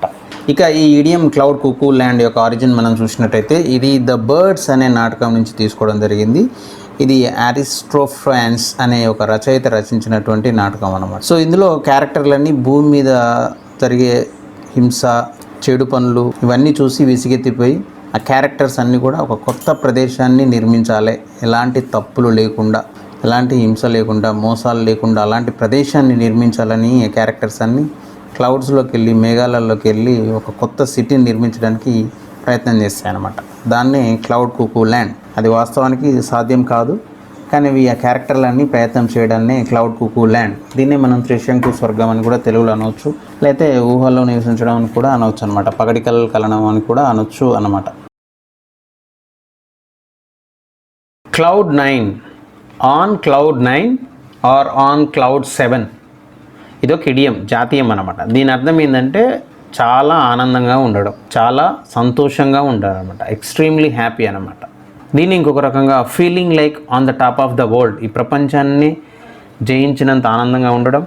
ఓవర్ ద మూన్ అని కూడా అనొచ్చు, సెవెంత్ హెవెన్ అని కూడా అనొచ్చు. ఆన్ ద క్లౌడ్ 9 అంటే చాలా హ్యాపీ అన్నట్టు అనమాట. ఎగ్జాంపుల్ చూస్తే, when results were announce Naresh was on cloud 9 for several weeks. Results వచ్చినాయి, నరేష్ చాలా ఆనందంగా ఉండు కొన్ని రోజుల వరకు, ఎందుకంటే మంచి రిజల్ట్ వచ్చినాయి అన్నమాట. సో అందువల్ల నరేష్ వాజ్ ఆన్ క్లౌడ్ 9 అని అన్నాం అనమాట. Second one, the entire team was on cloud 9 after winning the championship గెలిచారు. మేబీ ఫుట్బాల్ కావచ్చు, ఏదైనా గెలిచిన తర్వాత టీం మొత్తం చాలా ఆనందంగా ఉన్నారు అనమాట, ఎక్సైటెడ్గా ఉన్నారు. అందువల్ల టీమ్ వాజ్ ఆన్ క్లౌడ్ 9 అని అన్నాం అనమాట. Third one, what a pleasure of winning, it makes feel like floating on cloud 7 or cloud 9. గెలిస్తే ఇంత ఆనందంగా ఉంటుందా, మేఘాల్లో తేలినట్టు అనిపిస్తుంది. అందువల్ల feeling like floating on cloud 9 or cloud 7, చాలా ఆనందంగా ఉంది అనమాట. Fourth one, she is been on cloud 9 since she heard the news of her engagement. పెళ్ళే కాదనుకుంది, రీసెంట్గా ఎంగేజ్మెంట్ అయింది. ఇక ఆమె ఆనందానికి అవధులు లేవు. అందువల్లనే she is been on cloud 9, చాలా ఆనందంగా ఉందన్నమాట.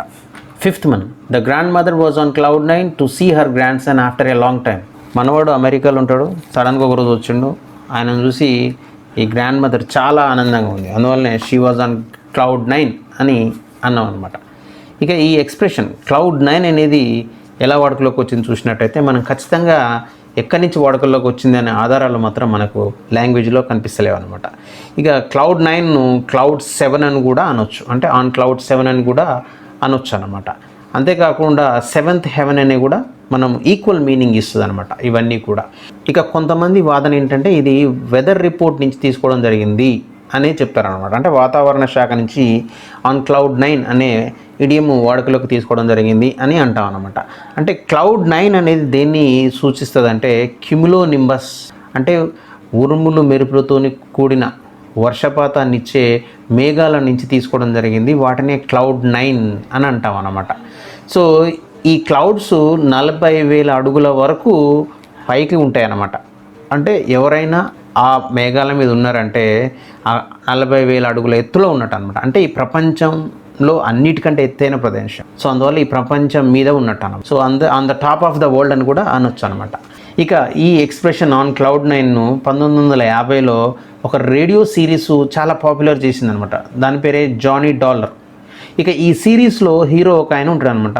హీరో ఎప్పుడు అన్కాన్షియస్లోకి వెళ్ళిపోతుంటాడు, అంటే స్పృహ లేకుండా వెళ్ళిపోతుంటాడు అనమాట. సో ఆయన స్పృహ లేకుండా ఉన్నప్పుడు ఆయనను ఈ క్లౌడ్ 9 మీదకి తీసుకెళ్తారు. సో అక్కడి నుంచి ఆయన తన అభిమానులతోని మాట్లాడుతూ ఉంటాడు అనమాట. సో ఇలా ఈ ఇడియం వాడుకలోకి వచ్చిందనమాట. సో మనం తెలుగులో సాధారణంగా చెప్తే మేఘాలలో తేలిపోతుండ్రు అంటే చాలా ఆనందంగా ఉండడం అనమాట. అంటే భూమి మీద నిలబడతలేడు, గాల్లో తేలిపోతుండు, మేఘాల్లో తేలిపోతుండు అని అంటుంటాం కదా. దాన్నే on cloud 9, on cloud 7, on the top of the world, over the moon, seventh heaven, ఇవన్నీ ఒకే కేటగిరీకి సంబంధించిన ఇడియమ్స్ అనమాట. దీని అర్థం ఏంటంటే ఎక్స్ట్రీమ్లీ హ్యాపీ, చాలా ఆనందంగా ఉన్నప్పుడు నువ్వు నిజంగా ఆన్ క్లౌడ్ 9 మీద ఉన్నట్టే. Clover, in clover, be in clover or live in Clover.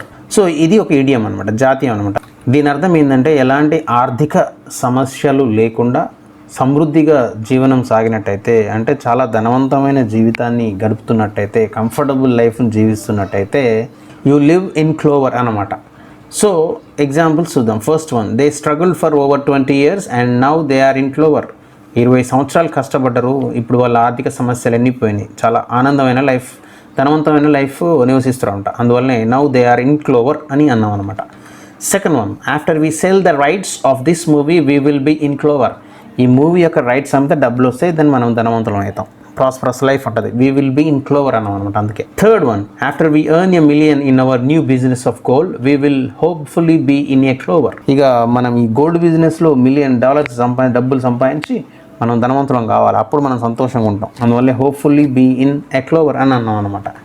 Fourth one, if only I could win the lottery then I would be in clover instead of working 3 jobs to pay my bills. ఇప్పుడు 3 జాబులు చేస్తున్నా నా అప్పులు బాకీలు తీర్చడానికి. ఒకవేళ నాకు ఈ లాటరీ తగిలింది అనుకోండి, నేను చాలా ధనవంతుని అయిపోతా. I would be in clover, చాలా ప్రాస్పరస్, ధనవంతుని అయిపోతా అని చెప్తున్నాను అనమాట. Fifth one, if I get this contract I will be in clover for the rest of my life.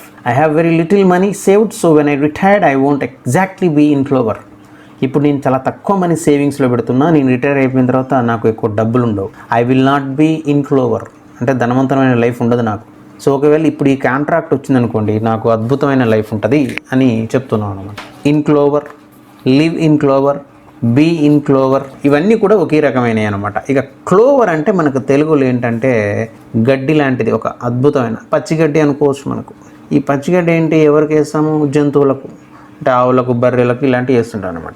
ఈ పచ్చిగడ్డిని మనం వాటికి లిమిటెడ్గా వేస్తుంటాం, తక్కువగా వేస్తుంటాం అనమాట. ఒకవేళ మనం ఆ బర్రెని కానీ ఆవును కానీ ఎంతంటే అంత తిను అని వదిలేసామనుకోండి, ఇక ఆ బర్రె కావచ్చు, ఆవు కావచ్చు, ఆ జంతువు చాలా ఆనందంగా ఉంటుంది. అంటే ఇక దాని ఆనందానికి అవధులు ఉండవు అనమాట. సో అందువల్లనే in clover or live in clover or be in clover అంటే టు బీ కంటెంట్ అంటే సంతృప్తిగా ఉండడము, కావలసినంత ఉండడము, అంటే ప్రాస్పరస్గా ఉండడం, ఎలాంటి బాధలు, అప్పుల బాధ లేకుండా ఉన్నట్టయితే దాన్నే ఇన్ క్లోవర్ అని అంటాం అన్నమాట. కాక్ ఏ స్నూకెట్, కాక్ ఏ స్నూకెట్ ఇదొక ఇడియం అంటే జాతీయం అనమాట. దీని అర్థం ఏంటంటే వేరే వ్యక్తుల పట్ల మనం ధిక్కార స్వభావం వినిపించడం, అంటే తిరస్కరించడం, వేరే వాళ్ళు చెప్పింది వాళ్ళకి రెస్పెక్ట్ ఇవ్వకపోవడము, వాళ్ళు చెప్పింది వినకపోవడము, ధిక్కరించినట్టయితే దాన్నే కాక్ ఏ స్నూకెట్ అని అంటాం అనమాట. ఎగ్జాంపుల్స్ చూద్దాం. First one, Ravi cocked a snook at the policeman and kept on driving. Police ఆపి అది అడిగిండు, రవి మాత్రం లెక్క చేయనట్టు ఆయన చూసుకుంటా కాక్డ్ ఏ స్నూకెట్, రెస్పెక్ట్ ఏమి ఇవ్వకుండా ఆయన చెప్పింది వినకుండా వెళ్ళిపోయినాడు అనమాట డ్రైవింగ్ చేసుకుంటా. Second one, Sanjay cocked a snook at the teacher, tore up the report card and walked out. Teacher report card ఇచ్చింది, సంజయ్ టీచర్ని ఏం లెక్క చేయకుండా రిపోర్ట్ కార్డుని చింపేసి వెళ్ళిపోయాడు. అందువల్లనే Sanjay cocked a snook at the teacher అని అన్నాం అనమాట. Third one, the boy cocked a snook at the park attendant and walked on the grass. పార్క్లో వాచ్మ్యాన్ ఉన్నాడు, గ్రాస్ మీద నడవద్దని చెప్తున్నాడు. ఈ అబ్బాయి మాత్రం ఆయన వీళ్ళ సీరియస్గా చూసి ఆయన చెప్పింది ఏమి వినకుండా గ్రాస్ మీద నడుస్తుండు. అందువల్లనే బాయ్ కాక్డ్ ఏ స్నూకెట్ అని అన్నాం అనమాట. Fourth one, he never misses a chance to cock a snook at modern art. ఈ అబ్బాయికి మోడర్న్ ఆర్ట్ అంటే ఇష్టం లేదు, ఎప్పుడు అవకాశం దొరికినా దాన్ని ఎగతాళి చేస్తూ ఉంటాడు అనమాట, దాన్ని తిరస్కరిస్తూ ఉంటాడు. అందువల్లనే he never misses the chance to cock a snook at modern art అని అన్నాం అనమాట. Fifth one, Mahesh cocked a snook at their prime minister over this legislation. Prime minister ఏదో కొత్త చట్టం తీసుకొచ్చిండు, మహేష్కి అది ఇష్టం లేదు, అందువలన దాన్ని తిరస్కరిస్తుంది మహేష్. అందువల్లనే మహేష్ కాక్డ్ ఏ స్నూకెట్ అని అన్నాం అనమాట. ఇక ఈ ఎక్స్ప్రెషన్ ఎలా వాడుకలోకి వచ్చింది చూసినట్టయితే ఇక్కడ స్నూక్ అంటే దాని అర్థం ఏంటంటే నోస్ అంటే ముక్కు అనమాట.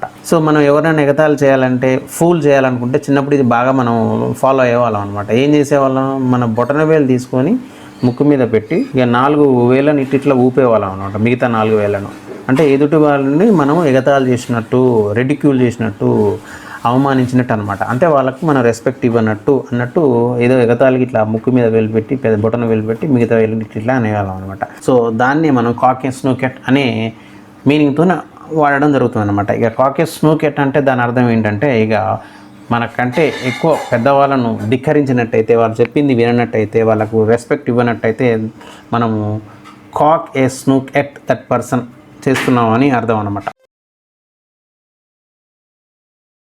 Cock and bull story. Cock and bull story it's an idiom. ఇది ఒక ఇడియం అంటే జాతీయం అనమాట. దీని అర్థం ఏంటంటే అబద్ధము అంటే కట్టుకథలు చెప్పడం. అంటే నిజం చెప్పకుండా ఏదైనా కట్టుకథలు చెప్పినట్టయితే, అబద్ధాలు చెప్పినట్టయితే దాన్ని కాక్ అండ్ బుల్ స్టోరీ అని అంటాం అనమాట. ఉదాహరణ చూద్దాం. First one, don't give me that cock and bull story, you should have completed this long time ago. నీకు ఇవ్వాల్సిన టైం అంతే ఇచ్చాను, నువ్వు ఆ సమయంలో ఆ పనిని చేయలేదు, ఇప్పుడు అడిగితే నువ్వు కట్టుకథలు చెప్తున్నావు, అలాంటి కట్టుకథలు చెప్పకు. Don't give me that cock and bull story అని అన్నాం అనమాట. అందుకనే second one, she started to tell some cock and bull story to the police officers about how she found a huge bag containing 5 pounds of gold ఉన్న bag ఒకటి దొరికింది. ఎక్కడ దొరికిందంటే ఆ అమ్మాయి కట్టుకథలు చెప్తుంది పోలీసులకు. అందువల్లనే she started to tell some cock and bull story, కట్టుకథలు చెప్పడం, అబద్ధం చెప్పడం మొదలుపెట్టింది అనమాట. Third one, when I asked Anjali why she hadn't done her assignment, she gave me some cock and bull story about having been abducted by aliens. Teacher అడిగిండు అంజలిని homework ఎందుకు చేయలేదమ్మా అని, అసైన్మెంట్ ఎందుకు చేయలేదని. ఆ అమ్మాయి ఏం చెప్తుంది, నన్ను ఎవరో కిడ్నాప్ చేసిరు సార్ ఏలియన్స్ వచ్చి అని చెప్తుంది అనమాట. అది కట్టు కదా, అందువలనే she gave some cock and bull story అనమాట. Fourth one, I don't believe 1 bit of your cock and bull story. నువ్వు చెప్పిన కట్టు కథలను 1% కూడా నమ్మనరా అని చెప్తున్నావు అనమాట. Fifth one, when the chairman asked for an explanation, all he got from the vice president was some cock and bull story. Chairman ఇచ్చి vice ప్రెసిడెంట్ను ఏదో తప్పు చేస్తే ఎక్స్ప్లెనేషన్ అడిగింది. అప్పుడు వైస్ ప్రెసిడెంట్ ఏం చేసిండు, ఏదో అబద్ధం చెప్పిండు, కాక్ అండ్ బుల్ స్టోరీ కట్టుకథలు కనిపించి చెప్పిన అనమాట. So cock and bull story idiom యొక్క మనం ఆరిజిన్ చూసినట్టయితే కొంతమంది స్కాలర్స్ ప్రకారము ఏం చెప్తున్నారంటే వాళ్ళు, మనం చిన్నప్పుడు చాలా కథలు చదివేవాళ్ళం. చిన్నప్పుడు ఏంటి, అడవులలో జంతువులు, అది లయన్ కావచ్చు, బుల్ కావచ్చు, గుర్రం కావచ్చు, నక్క కావచ్చు, ఏదైనా కావచ్చు, అవి మాట్లాడుతూ ఉన్నట్టు మనకు కథలుగా చెప్పేవాళ్ళు అనమాట. అంటే లయన్ ఇట్లా అన్నది, ఫాక్స్ ఇట్లా అన్నది, అంటే అవి మాట్లాడే క్యారెక్టర్స్ లెక్క మనకు కథలు చాలా ఉన్నాయి ఇప్పటికి కూడా. సో అవి మనం నమ్ముతూ ఉంటాం అనమాట. కానీ కొంతమంది ప్రాక్టికల్గా ఆలోచించే వ్యక్తులు అసలు జంతువులు మాట్లాడడం ఏంటి, అది సాధ్యం కాదు కదా అని వాటిని నమ్మరు అన్నమాట. సో అందువల్ల మాట్లాడని జంతువులను మాట్లాడుతున్నట్టు చెప్పే కథలన్నీ ఉత్త కథలే అన్నమాట, ఒట్టి కథలే, పిట్ట కథలు లాంటివి అనమాట. అవన్నీ తప్పులు, వాస్తవం కాదనే అవుట్లుక్ ఒకటి, దృక్పథం ఒకటి ఉంది. ఇక రెండవది ఏంటంటే కాక్ అండ్ బుల్ అనేవి టావెర్న్స్ అనమాట. అంటే బార్లు, అంటే కళ్ళు కాంపౌండ్ల లెక్క అనమాట. బార్లు, వైన్ షాప్స్ ఉంటాయి కదా, అలాంటి లెక్క అనమాట. గతంలో ఉండేవి ఇలా. సో అక్కడికి ప్రజలందరూ వెళ్ళి కావాల్సింది తాగి సోయి లేకుండా పెద్ద పెద్ద స్టోరీలు ఒకటికొకటి చెప్పుకునేవాళ్ళు అనమాట. సో ఇక్కడి నుంచి కూడా ఈ ఆరిజిన్ ఆఫ్ దిస్ ఇడియం ఉన్నది అని మనం చెప్పుకోవచ్చు అనమాట. సో ఏది ఏమైనప్పటికీ కాక్ అండ్ బుల్ స్టోరీ అంటే అబద్ధం చెప్పడం, అవాస్తవం, కట్టుకథలు కల్పించి చెప్పడాన్ని కాక్ అండ్ బుల్ స్టోరీ అని అంటాం అనమాట. కోల్డ్ ఫీట్ ఇది ఒక ఇడియం, జాతీయం అనమాట. దీని అర్థం ఏంటంటే టు లూజ్ కరేజ్, అంటే ధైర్యాన్ని కోల్పోవడం, అంటే పిరికివాడిగా ఉండడం అనమాట. ధైర్యాన్ని కోల్పోయి పిరికివాడిగా ఉన్నట్టయితే కోల్డ్ ఫీట్ అని అంటాం అనమాట. ఉదాహరణలు చూద్దాం. First one, the burglar has got cold feet when the dog started barking. దొంగ వచ్చిండు, దొంగతనం చేద్దాం అనుకుంటూ కుక్క మురిగింది, దొంగకు భయమైంది, అంటే ధైర్యం అంతా పోయింది. అందువల్లనే he has got cold feet అని అన్నాం అనమాట. Second one, Aravind agreed to sing at the local club but he developed cold feet and cancelled the event. Aravind first local క్లబ్లో పాట పాడతా అని అన్నాడు, తర్వాత ఏమైందో తెలియదు, భయపడ్డాడు, ఇక ఆయన ధైర్యం అంతా కూలిపోయిండు, క్యాన్సిల్ చేసుకుండు, పాడని అన్నాడు. అందువలన హీ డెవలప్డ్ కోల్డ్ ఫిట్ అని అన్నాం అనమాట. Third one, Ramesh and Rani were planning to get married next month, but Ramesh got cold feet and cancelled off the wedding. Ramesh రాణి ఇద్దరు పెళ్లి చేసుకోవాలనుకుంటారు వచ్చే నెల, కానీ ఏమైందో తెలియదు. రమేష్ భయపడ్డాడు ఆ అమ్మాయిని చేసుకోవడానికి. రమేష్ గాట్ కోల్డ్ ఫీట్, భయపడి పెళ్ళిని రద్దు చేసుకుంటాడు. Fourth one, Veronica gets cold feet once again about going on a trip to Europe. Veronica యూరోప్కి వెళ్ళాలంటే భయపడుతుంది, ఎందుకంటే గతంలో ఏం జరిగిందో తెలియదు. అందువల్ల వెరోనికా గెట్స్ కోల్డ్ ఫీట్ అని అన్నాం అనమాట. Fifth one, he got cold feet when he heard the news of his transfer to remote area of the country which is hundreds of miles from his hometown. So చాలా దూరం ఆయనకు transfer అయింది, remote places మారుమూల ప్రాంతాలకు transfer అయిందని చెప్పి నాకు భయం అయింది. He got cold feet. So ఈ కోల్డ్ ఫీట్ అనే ఇడియం ఎలా వాడుకలోకి వచ్చింది చూసినట్టయితే ఇది ఒక ఇటాలియన్ ఎక్స్ప్రెషన్, అంటే ఇటలీ నుంచి తీసుకుందనమాట. అవాగా మింగా ఫ్రీకా ఈ పీ అనే ఒక ఫ్రేజ్ నుంచి తీసుకుంది. దీని అర్థం ఏంటంటే టు హ్యావ్ కోల్డ్ ఫీట్ అనమాట. అంటే దీని అసలు మెయిన్ అర్థం ఏంటి అంటే టు బీ వితౌట్ మనీ, అంటే డబ్బు లేకుండా ఉండడాన్ని గాట్ కోల్డ్ ఫీట్ అని అనడం జరుగుతుంది అనమాట. ఇదే అర్థంతో 16వ శతాబ్దంలో బెన్ జాన్సన్ అనేట ఆయన వాల్పోన్ అనే ఒక నాటకంలో ఈ అర్థంతోనే డబ్బు లేకుండా ఉండడం అనే అర్థంతో వాడడం జరిగింది. కానీ 1890లో అమెరికాలో దీన్ని కవడీస్ అనే మీనింగ్తో, అంటే పిరికివాడు అనే మీనింగ్తో కోల్డ్ ఫీట్ అనే ఎక్స్ప్రెషన్ బాగా వాడుకలోకి తీసుకురావడం జరిగింది అనమాట. సో ఏది ఏమైనప్పటికీ కోల్డ్ ఫీట్ అంటే ధైర్యాన్ని కోల్పోయి పిరికివాడిగా మారినట్టయితే దాన్ని కోల్డ్ ఫీట్ అని అంటాం అన్నమాట. కోల్డ్ స్టోరేజ్ ఇది ఒక ఇడియం, జాతీయం అన్నమాట. దీని అర్థం ఏంటంటే ఏదైనా ఒక అంశాన్ని, విషయాన్ని తాత్కాలికంగా పక్కకు పెట్టడం, వాయిదా వేయడం, పట్టించుకోకుండా ఉన్నట్టయితే, పక్కకు పెట్టినట్టయితే దాన్నే కోల్డ్ స్టోరేజ్లో పెట్టాము అని అంటాం అన్నమాట. ఉదాహరణలు చూద్దాం. First one, Venkat's plans of buying A house were put in cold storage when he lost his job. Venkat ఇల్లు కొనుక్కోవాలనుకుంటూ కానీ జాబ్ పోయింది, అందువలన ఇల్లు కొనాలనే ప్రయత్నాన్ని కొంచెం పక్కన పెట్టిండు, వాయిదా వేసిండు అనమాట. అందువల్లనే వర్ పుట్ ఇన్ కోల్డ్ స్టోరేజ్ అని అన్నాం అనమాట. Second one, it's a brilliant idea but given the current situation we will have to keep it in cold storage. Idea అద్భుతంగా ఉంది, కానీ ఈ ఐడియాని ఇంప్లిమెంట్ చేయడానికి మనకు టైం లేదు, మనం వేరే పనిలో బిజీలో ఉన్నాం, అందువల్ల కొంచెం పక్కన పెడదాం. To keep it in cold storage అని అన్నాం అనమాట. Third one, I'm force to keep my marriage proposals in cold storage. Job లేదు, అందువల్ల మ్యారేజ్ ప్రపోజల్స్ కోల్డ్ స్టోరేజ్లో వాయిదా వేయాల్సిన అవసరం ఏర్పడింది. పెళ్లి చేసుకోవాలని ఉంది కానీ జాబ్ లేదు కాబట్టి దాన్ని వాయిదా వేసిన, అందువలన ప్రపోజల్స్ ఇన్ కోల్డ్ స్టోరేజ్ అని అన్నాం అనమాట. Fourth one, it's better to put the business idea in to cold storage as we don't have money. Business proposal అద్భుతంగా ఉంది కానీ చేయాలంటే డబ్బు కావాలి, డబ్బు లేదు, అందువల్ల ఈ బిజినెస్ ప్రపోజల్ని కొన్ని రోజులు వాయిదా వేద్దాం, అందువల్లనే ఐడియా ఇంటూ కోల్డ్ స్టోరేజ్ అని అన్నాం అనమాట. Fifth one, the president's domestic programme had been in cold storage while he attended to a string of international crisis. So president దేశంలో తిరగాల్సిన ప్రోగ్రామ్స్ అన్నీ వాయిదా వేయడం జరిగింది, కోల్డ్ స్టోరేజ్లో పెట్టారు. ఎందుకంటే ఆయన ఇంటర్నేషనల్కి సంబంధించిన ఇష్యూలలో పాల్గొంటుండు, అందువల్లనే programmes had been in cold storage అని అనడం జరిగింది అనమాట. ఇక కోల్డ్ స్టోరేజ్ అనే ఈడియం ఎలా వాడుకలోకి వచ్చి చూసినట్టయితే లిటరల్గా మనకు కోల్డ్ స్టోరేజెస్ చాలా కనబడుతుంటాయి బయట. కోల్డ్ స్టోరేజెస్ అంటే మనకి ఏదైనా రైతులు పండించిన పంటలను చెడిపోకుండా, ఖరాబ్ కాకుండా ఉండడానికి కోల్డ్ స్టోరేజ్లో స్టోర్ చేస్తూ ఉంటారనమాట. కూరగాయలు కావచ్చు, పంటలు కావచ్చు, ఏవైనా ఖరాబ్ అయ్యాయన్నీ అక్కడ పెడితే అవి ఖరాబ్ కాకుండా, పాడు కాకుండా, చెడిపోకుండా అలానే ఫ్రెష్గా ఉంటాయి అనమాట. ఎందుకంటే అందులో ఉన్న చల్లదనం, కోల్డ్ అంతా అందులో పెట్టిన వస్తువులను ఖరాబ్ కాకుండా ఉంచుతుంది అనమాట. సో అందువల్ల అందులో పెట్టిన ఏ వస్తువు అయినా ఖరాబ్ కాకుండా ఉంటుంది, కొంతకాలం దాన్ని పట్టించుకోని అవసరం లేదనమాట. మనం అందులో పెట్టినామంటే దాన్ని మర్చిపోవచ్చు. సో అక్కడి నుంచి తీసుకుందే ఏదైనా అంశాన్ని మనము పక్కన పెడితే, వాయిదా వేస్తే, పట్టించుకోకుండా ఉన్నట్టయితే దాన్ని కోల్డ్ స్టోరేజ్లో పెట్టినాము అని అనొచ్చు అనమాట. కుక్ సమ్వన్స్ గూస్ ఇది ఒక ఇడియం, అంటే జాతీయం అన్నమాట. దీని అర్థం ఏంటంటే వేరే వాళ్ళు చేసుకున్న ప్లాన్స్ అన్ని చెడగొట్టడం, ఖరాబ్ చేయడం, వేరే వాళ్ళ ప్లాన్స్ని చెడగొట్టి వాళ్ళు చేసే ఏ అంశాన్నైనా చెడగొట్టినట్టయితే కుక్ సమ్వన్స్ గూస్ అని అంటాం అన్నమాట. ఉదాహరణలు చూసినట్టయితే Babu's goose was cooked when they found the stolen idol in his safe. ఏదో బొమ్మ పోయింది, విగ్రహం పోయింది, అది బాబు రూమ్లో దొరికింది. సో దానివల్ల బాబు ఎలాంటి ప్లాన్స్ చేసుకున్నాడో ఆ ప్లాన్స్ అన్నీ ఖరాబ్ అయిపోయినాయి అనమాట. అందువల్ల బాబూస్ గూస్ వాజ్ కుక్డ్ అన్నాం అనమాట. బాబు ప్లాన్స్ అన్నీ ఖరాబ్ అయిపోయినాయి అన్నట్టు. Second one, if you continue to treat Naresh the way you do he'll cook your goose. నరేష్ను ఇదే రకంగా కనుక నువ్వు ట్రీట్ చేస్తే ఆయన నీ ప్లాన్స్ అన్నీ ఖరాబ్ చేస్తాడు. అంటే నీకు సంబంధించిన అన్ని ఛాన్సెస్ స్పాయిల్ చేస్తాడు, ఖరాబ్ చేస్తాడు అనమాట. అందువల్లనే he will cook your goose అని అన్నాం అనమాట. Third one, he thinks he will get away with stealing my idea but I'm going to cook his goose.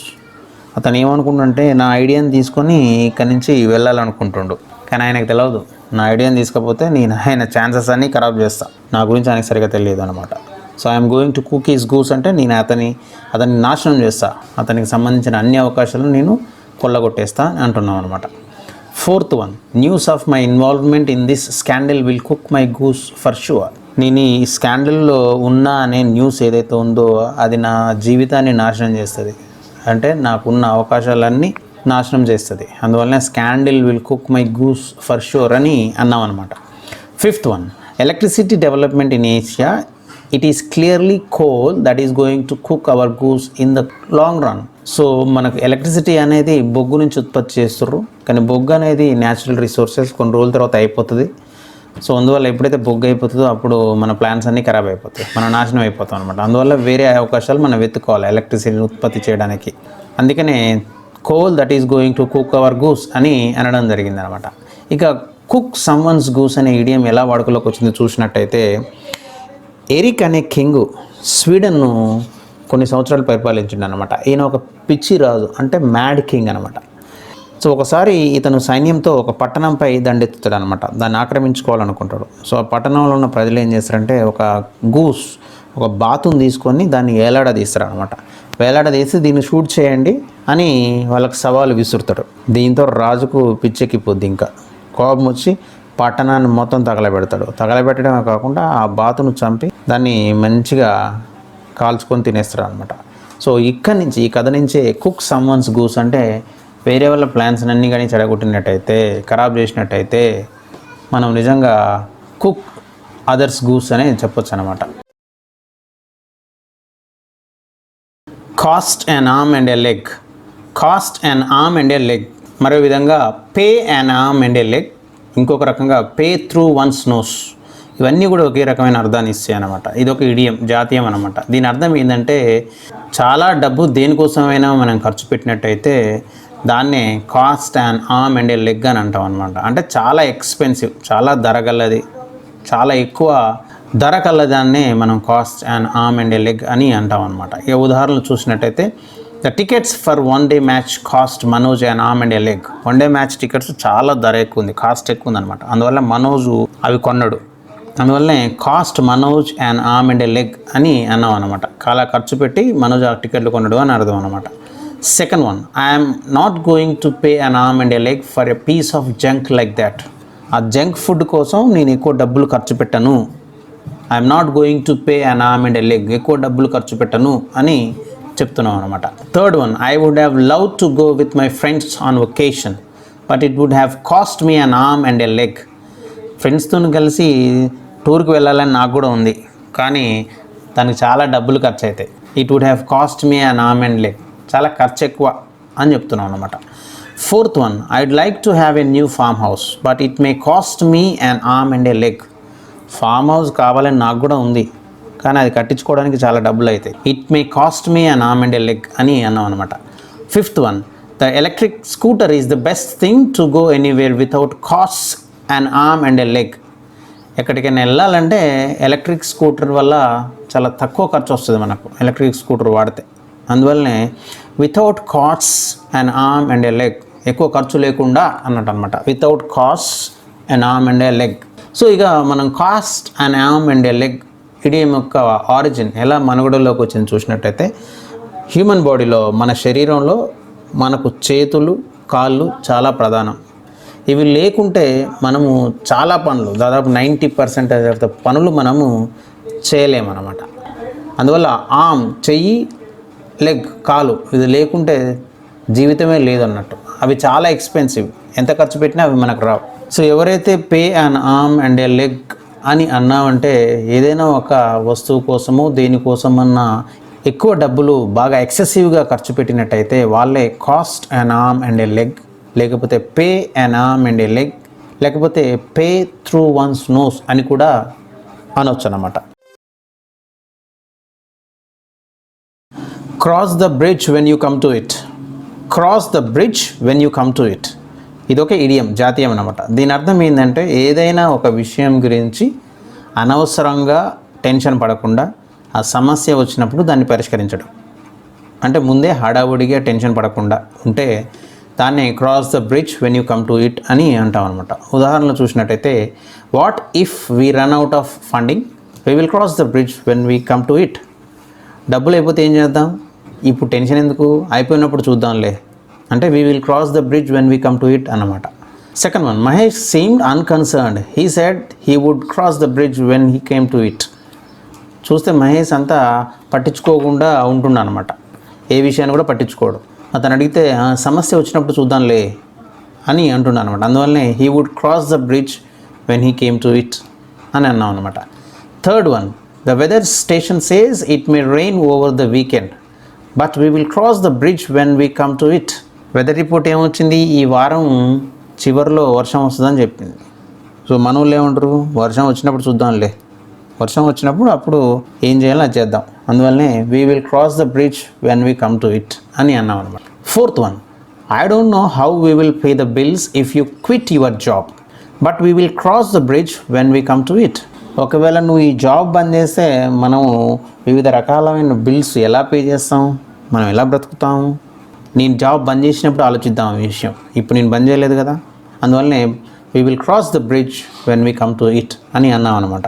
Fifth one, what will you do if you fail in this exam, I will cross the bridge when I come to it. ఈ ఎగ్జామ్లో fail అయితే నువ్వేం చేస్తావు అబ్బాయి అన్నప్పుడు, ఎగ్జామ్లో fail అయినప్పుడు అడగండి, ఇంకా నేను ఫెయిల్ కాలేదు కదా, ఫెయిల్ అయితే ఏం చేస్తాననేది అప్పుడు ఆలోచిస్తా. అందుకే I will cross the bridge when I come to it అని అన్నాం అనమాట. So cross the bridge when you come to it అనేది దీన్ని ఎక్స్ప్లెయిన్ చేయాల్సిన అవసరం లేదు, దీనికి పెద్ద హిస్టరీ కూడా ఏమీ అవసరం లేదు, డైరెక్ట్గా దీన్ని అర్థం చేసుకోవచ్చు. బ్రిడ్జ్ అంటే వంతెన, క్రాస్ చేయడం అంటే దాటడం. When you come to it, నువ్వు వంతెన దగ్గరికి వచ్చినప్పుడే ఎలా దాటాలి అని ఆలోచించాలా తప్ప ఎక్కడో 5 కిలోమీటర్ల దూరం ఉండి వంతెన వస్తే ఎలా దాటాలనేది ముందే ఎన్ని ప్లాన్స్ చేసినా దాని గురించి అన్నెసెసరీ టైం వేస్ట్ అనమాట. అందువల్ల ఏదైనా సమస్య వచ్చినప్పుడు ఆ సమస్యను ఎలా అధిగమించాలి అనేది అప్పుడే ఆలోచించాలి తప్ప రాబోయే సమస్యలు ఫ్యూచర్లో 1, 2, 10 సంవత్సరాల తర్వాత వచ్చే సమస్యల గురించి ఇప్పుడు టెన్షన్ పడడం అనేది సమయం, ఎనర్జీ వృధా అనే దాంట్లో నుంచి cross the bridge when you come to it అనే ఇడియం వాడుకలోకి వచ్చింది. Cure rates egg. క్యూరేట్స్ ఎగ్ ఇదొక ఇడియం, జాతీయం అన్నమాట. దీని అర్థం ఏంటంటే ఏదైనా ఒక విషయంలో సగం మంచి సగం చెడు, 50% మంచి 50% చెడు ఉన్నట్టయితే దాన్ని క్యూరేట్స్ ఎగ్ అని అంటాం అనమాట. ఉదాహరణలు చూద్దాం. My favourite heroes latest film is a bit of curate's egg. అంటే మా హీరో ఒక సినిమా విడుదలైంది, అది సగం బాగుంది సగం బాగాలేదు, అందువల్లనే it's a bit of curate's egg అన్నాం అనమాట. Second one, the film is something of a cure rates egg. అంటే సగం బాగుంది సగం బాగాలేదు సినిమా, అందువల్లనే something of a cure rates egg అని అన్నాం అనమాట. Third one, the university is something of a cure rates egg, elegant old buildings surrounded by ugly modern architect. మధ్యలో పురాతన కాలమైన బిల్డింగ్ చాలా అందంగా ఉంది, చుట్టూ మాత్రం కొత్త కొత్త కన్స్ట్రక్షన్స్తో అగ్లీగా చాలా దరిద్రంగా కనబడే కొత్త బిల్డింగ్స్ వచ్చినాయి. అందువల్లనే యూనివర్సిటీ చూడడానికి 50% గుడ్ 50% బ్యాడ్గా అనిపిస్తుంది అనమాట. అందుకే సంథింగ్ ఆఫ్ క్యూరేట్స్ ఎగ్ అని అన్నాం అనమాట. Fourth one, this book is a bit of curate's egg. Book పర్లేదు 50% బాగానే ఉంది, 50% మంచిగానే ఉంది, కానీ కొంచెం బాగాలేదు అని చెప్తున్నాడు. అందుకే a bit of curate's egg అని చెప్పామన్నమాట. Fifth one, our vacation was a bit of curate's egg. The first few days were sunny but the rest of the week was ruined by the heavy rain and flooding. మేము టూర్కి వెళ్ళాము, first కొన్ని రోజులు బాగానే ఉంది, సూర్యుడు బాగానే కొట్టిండు, కానీ తర్వాతనే ఖరాబ్ అయిపోయింది, ఫుల్ వర్షాలు వరదలు. అందువల్లనే మా వొకేషన్ టూర్ అంతా ఎ బిట్ ఆఫ్ క్యూరేట్స్ ఎగ్ అని సగం సక్సెస్ కాలేదు అని చెప్తున్నాం అనమాట. ఇక క్యూరేట్స్ ఎగ్ అనే ఇడియం ఎలా వాడుకలోకి వచ్చిందో మనం చూసినట్టయితే ఇది 1895లో జార్జ్ డ్యూ మ్యూరియర్ అనే ఒక కార్టూనిస్టు పంచ్ అనే ఒక మ్యాగజైన్లో ఒక కార్టూన్ వేసిండు అనమాట. ఈ కార్టూన్లో ఏంటంటే క్యూరేట్ అంటే ఎవరంటే మనకి ఇక్కడ చర్చ్లో ఉండే ప్రీస్ట్, ఫాదరు, పాస్టర్ లెక్క అనమాట. ఇక బిషప్ అంటే చర్చ్ హెడ్ అనమాట, పెద్ద ఆయన. సో ఈ క్యూరేటు, బిషప్ ఇద్దరు కలిసి కూర్చొని బ్రేక్ఫాస్ట్ తింటూ ఉంటారనమాట. బ్రేక్ఫాస్ట్ తింటున్నప్పుడు ఈ క్యూరేట్ అంటే ఈ పాస్టర్ అనేట ఆయనకు దురదృష్టవశాత్తు ఒక చెడిపోయిన ఎగ్ వేయడం జరిగిందనమాట. స్పాయిల్డ్ ఎగ్ ఇవ్వడం జరిగిందనమాట. సో అప్పుడు బిషప్ చూసి అంటారనమాట, అరే నీ ఎగ్గు కొంచెం ఖరాబ్ అయినట్టుంది, కొంచెం చూడండి అని అంటారనమాట. ఇక ఈ క్యూరేట్, ఈ పాస్టర్ ఏం చేస్తాడు, బిషప్ని ఎందుకు ఇబ్బంది పెట్టాలి అనుకొని, అదేం లేదు మై లాట్, ఎగ్గు చూడడానికి అట్లా ఉంది కానీ లోన అద్భుతంగా ఉండుంటుంది, ఇది చాలా బాగుంటుంది, సగం బాగానే ఉన్నది ఎగ్గు అని చెప్తారు అనమాట. సో ఈ కార్టూన్లోంచి తీసుకున్నదే క్యూరేట్స్ ఎగ్. ఏదైనా ఒక విషయం సగం బాగా ఉండి సగం బాగా లేదు, ఏదైనా ఒక అంశంలో 50% చెడు మంచి ఉన్నట్టయితే దాన్ని క్యూరేట్స్ ఎగ్ అని అంటాం అన్నమాట. కర్ల్ వన్స్ హెయిర్ ఇది ఒక ఇడియం, జాతీయం అనమాట. దీని అర్థం ఏంటంటే భయపడడం, సడన్గా షాక్కు గురి కావడం. సో నువ్వు భయపడ్డావంటే కర్ల్ యువర్ హెయిర్ అనమాట, అంటే భయపడము, ఫ్రైటన్ కావడం అనమాట. ఉదాహరణలో చూద్దాం. First one, I thought the new horror movie would make my hair curl. I was disappointed. Horror movie వచ్చింది, సినిమా చూసి నేను భయపడతా అని అనుకున్నాను, కానీ సినిమాలో ఏం భయపడే సంఘటనలే లేవు అనమాట. అందువల్లనే I thought that movie would make my hair curl అని అన్నాం అనమాట. భయపడుతుంది అని అనుకున్నా అన్నట్టు అనమాట. Second one, the speed at which Ravi drove was enough to curl my hair. ఈ రవి బైక్ తోలిండు, ఆ భయానికి నాకు వణుకొచ్చింది. సో అంత స్పీడ్గా తోలిండు, అందువల్లనే the speed curl my hair అని అన్నాం అనమాట. థర్డ్ది, don't ever sneak up on me like that again, you really curled my hair. అట్లా నన్ను భయపెట్టకు, దెబ్బకు భయపడా నేను తెలుసా అట్లా అరిస్తే. So you really curled my hair, నిజంగా నువ్వు ఫ్రైటన్ చేసినావు, నువ్వు తెలుసా, భయపెట్టినావు తెలుసా అని అంటున్నావు అనమాట. Fourth one, I have heard stories about that guy that would make your hair curl. వాడు చాలా దుర్మార్గుడు, వాని గురించి చెప్తే నువ్వు భయపడతావు. That would make your hair curl, అతని గురించి చెప్తే నీకు భయం అవుతుంది, భయపడతావు అని అంటున్నావు అనమాట. Fifth one, horror film made my hair curl. ఆ సినిమా చూస్తున్నంతసేపు భయమే, ఏమో భయమైంది, అందువల్లనే మేడ్ మై హెయిర్ కర్ల్ అని అన్నాం అనమాట. ఇక ఈ ఇడియం ఎలా వాడుకలోకి వచ్చింది చూసినట్టయితే, ఇక లిటరల్గా కర్ల్ వన్స్ హెయిర్ అనే దానికి ఈ ఇడియం యొక్క మీనింగ్కి ఎలాంటి సంబంధం లేదు. కర్ల్ అంటే చుట్టూ తిరగడం, రింగులు తిరగడం అనమాట. హెయిర్ అంటే జుట్టు. నార్మల్గా మనం భయపడ్డప్పుడు మన జుట్టు రింగులుగా తిరగదు, చక్కగా నిలబడుతుంది. కానీ ఇక్కడ ఈ ఇడియంలో మాత్రం కర్ల్ వన్స్ హెయిర్ అంటే భయపడడం అనమాట, స్ట్రైటన్ వన్స్ హెయిర్ కాదనమాట, కర్ల్ వన్స్ హెయిర్ అనమాట. కర్ల్ వన్స్ హెయిర్ అంటే ఏదైనా విషయానికి మనం షాక్ గురైనప్పుడు, భయపడ్డప్పుడు, అప్పుడు కర్ల్ వన్స్ హెయిర్ అనమాట. కర్రీ ఫేవర్ ఇది ఒక ఇడియం, జాతీయం అనమాట. దీని అర్థం ఏంటంటే ఎవరైనా ఒక వ్యక్తిని అనవసరంగా, అవసరం లేకున్నా కానీ బాగా పొగిడి మన పని చేయించుకున్నట్టయితే దాన్నే కర్రీ ఫేవర్ అని అంటాం అనమాట. అంటే ఒక వ్యక్తిని బాగా పొగిడి మనకున్న అవసరాన్ని తీర్చుకోవడాన్ని కర్రీ ఫేవరింగ్ అని అంటాం అనమాట. ఉదాహరణలు చూసినట్టయితే, Ajay is trying to curry favour with his uncle again. వాళ్ళ అంకుల్తోనే అజయ్కి ఏదో పని ఉంది, అందువలన బాగా పొగుడుతుండు, అందుకే trying to curry favour with his uncle అని అన్నాం అనమాట. Second one, if I were you I wouldn't attempt to curry favour with anyone. నేనే నీ ప్లేస్లో ఉంటే నేను ఎవరిని పొగడను అనవసరంగా. I wouldn't attempt to curry favour, అందుకనే అన్నాం అనమాట. Third one, her uncle is so rich that she feels compel to curry favour with him lest she doesn't get mentioned in the will. అమ్మాయి వాళ్ళ అంకుల్ మామయ్య చాలా ధనవంతుడు, చనిపోయేటప్పుడు ఆయన వీలునామా రాస్తుంటే ఆ వీలునామాలో ఆ అమ్మాయి పేరు ఉండాలని ఆమె అనుకుంటుంది, అందువల్లనే వాళ్ళ మామయ్యను కాకపడుతుంది, అంటే పొగుడుతుంది. అందుకనే compel to curry favour with him అని అన్నాం అనమాట. Fourth one, it is not a good idea to curry favour with a person who does not care to notice you otherwise. వాడు నిన్ను పట్టించుకోవట్లేదు, నువ్వేం వాడిని పొగుడుకుంటూ తిరుగుతూ ఉన్నావు, అది మంచి పద్ధతి కానీ కాదు తెలుసా. Good idea to curry favour with a person, అందుకనే అన్నాం అనమాట. Fifth one, the new heirs in this work type are usually seen curry favoring with bosses until they figure out that they cannot reduce the work burden at all. కొత్తగా job వచ్చిన వాళ్ళు boss దృష్టిలో పడడానికి చాలా ప్రయత్నాలు చేస్తుంటారు. కొన్నిసార్లు ఆయన పొగుడుతూ ఉంటారు అనమాట అనవసరంగా. సో అందువల్ల usually seen curry favouring with the bosses అని అన్నాం అనమాట.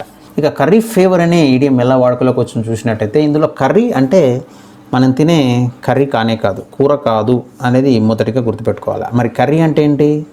ఇది కర్రీ కోంబ్ అనమాట.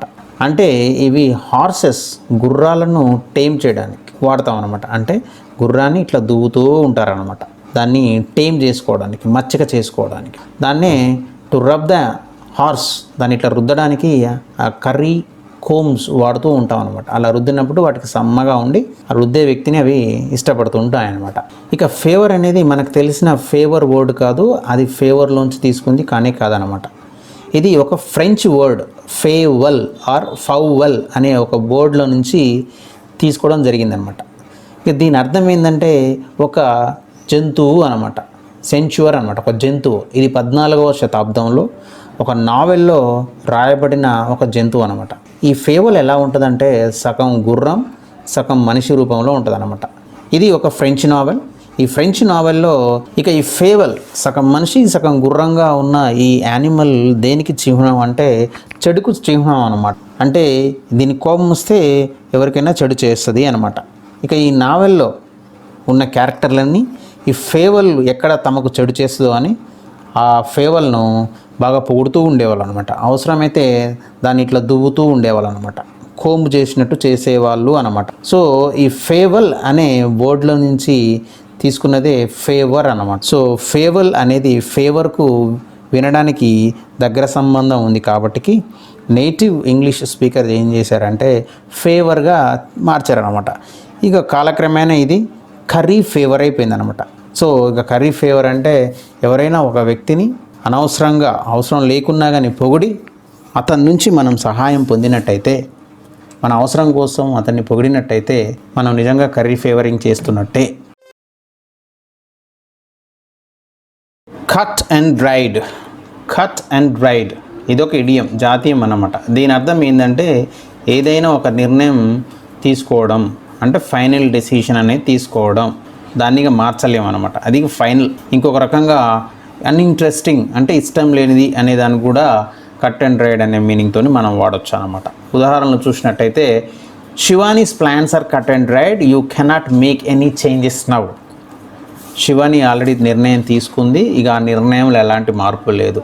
Plans are cut and dried అంటే ఆమె నిర్ణయం అయిపోయింది అన్నట్టు అనమాట. Second one, Srikanth talk was cut and dried, he must brush up on his presentation skills. So Srikanth ఇచ్చిన ప్రజెంటేషన్ అనేది అంత బాగాలేదు, అంత ఇంట్రెస్టింగ్గా లేదు, అన్ఇంట్రెస్టింగ్గా ఉంది. అందువల్ల ఆయన ప్రజెంటేషన్ స్కిల్స్ని ఇంప్రూవ్ చేసుకోవాలా. అందుకే Srikanth's talk was cut and dry అని అన్నాం అనమాట. Third one, the rules in our schools are cut and dried, everyone is expected to follow them. మన స్కూల్స్లో ఉన్న రూల్స్ చాలా స్ట్రిక్ట్గా ఉన్నాయి, అవి తప్పకుండా ఫాలో కావాల్సిందే. ఇక అవే రూల్స్ ఫైనల్, ఎవరు మార్చడానికి లేదు అని అంటున్నాం అనమాట. Fourth one, although most parties have agreed on the deal, it is not at cut and dried. పార్టీలను ఒప్పుకున్నాయి ఈ డీల్ మీద, కానీ ఇంకా ఫైనల్ డెసిషన్ పెండింగ్లోనే ఉంది, ఇంకా కాలేదు. Not at cut and dried అని అన్నాం అనమాట. ఇంకా ఫైనల్ డెసిషన్ రాలేదు అని అంటున్నాం అనమాట. Fifth one, it seems to be a cut and dried story, social activist and media come together to do something helpful. So ఇది జరిగేదన్నమాట. ఇది ఫైనల్గా ఇలానే జరుగుతుంటుంది. మీడియా సంస్థలు ముందుకొచ్చి చాలామంది హెల్ప్ చేస్తూ ఉంటాయి అన్నమాట. ఈ పాండమిక్లో మనం చూస్తున్నాం. It's a cut and drive story అనమాట. ఇలా జరిగే స్టోరీ ఇది. సో మనం ఈ ఇడియం యొక్క ఆరిజిన్ చూసినట్టయితే కొంతమంది స్కాలర్స్ ఏం చెప్తారంటే కట్ అండ్ డ్రైడ్ అంటే మన చెట్లు ఉంటాయి కానీ అదే వుడ్ అనమాట, చెక్క, వాటిని కట్ చేసి ఎండబెడతారు అనమాట. ఎండబెట్టిన తర్వాత అది మనం ఎలాంటి షేప్లో అయినా కట్ చేసుకొని దాన్ని వాడుకోవచ్చు. సో ఇక్కడి నుంచి తీసుకున్నారని కొంతమంది చెప్తుంటారు. ఇంకా కొంతమంది ఏమంటారంటే కొన్ని మూలికలు, చెట్ల వేర్ల మూలికలు ఉంటాయి కదా, అవన్నీ ముందే తీసుకొచ్చి ఆరబెట్టి అవి షాప్స్లలో పెట్టి వాడుకోవడానికి సిద్ధంగా ఉంచుతారు అనమాట. వాటిని కూడా హెర్బ్స్ ఉంటాయి కదా, వాటిని కూడా మనము కట్ అండ్ డ్రై చేసే వాడుకుంటాం కదా. సో కొంతమంది ఇక్కడి నుంచి తీసుకున్నారు ఈ ఇడియం అని అంటుంటారు అనమాట. సో ఏది ఏమైనప్పటికీ కట్ అండ్ డ్రైడ్ అంటే రెడీగా ఉండడం, వాడుకోవడానికి సిద్ధంగా ఉండడం, లేకపోతే ఫైనల్ డెసిషన్ అయిపోవడం, నిర్ణయం తీసుకోవడం, ఇక నిర్ణయంలో మార్పు లేనట్టయితే కట్ అండ్ రైడ్ అని అంటాం అన్నమాట. Cut and run it's an idiom. ఇది ఒక జాతీయం అన్నమాట. దీని అర్థం ఏంటంటే మనకు సమస్యలు వచ్చినప్పుడు ఆ సమస్యలను ధైర్యంగా ఎదుర్కోకుండా సమస్య నుంచి పారిపోవడం, అంటే సమస్యల నుంచి పారిపోయినట్టయితే మనం కట్ అండ్ రన్ చేస్తున్నట్టే అన్నట్టు అనమాట.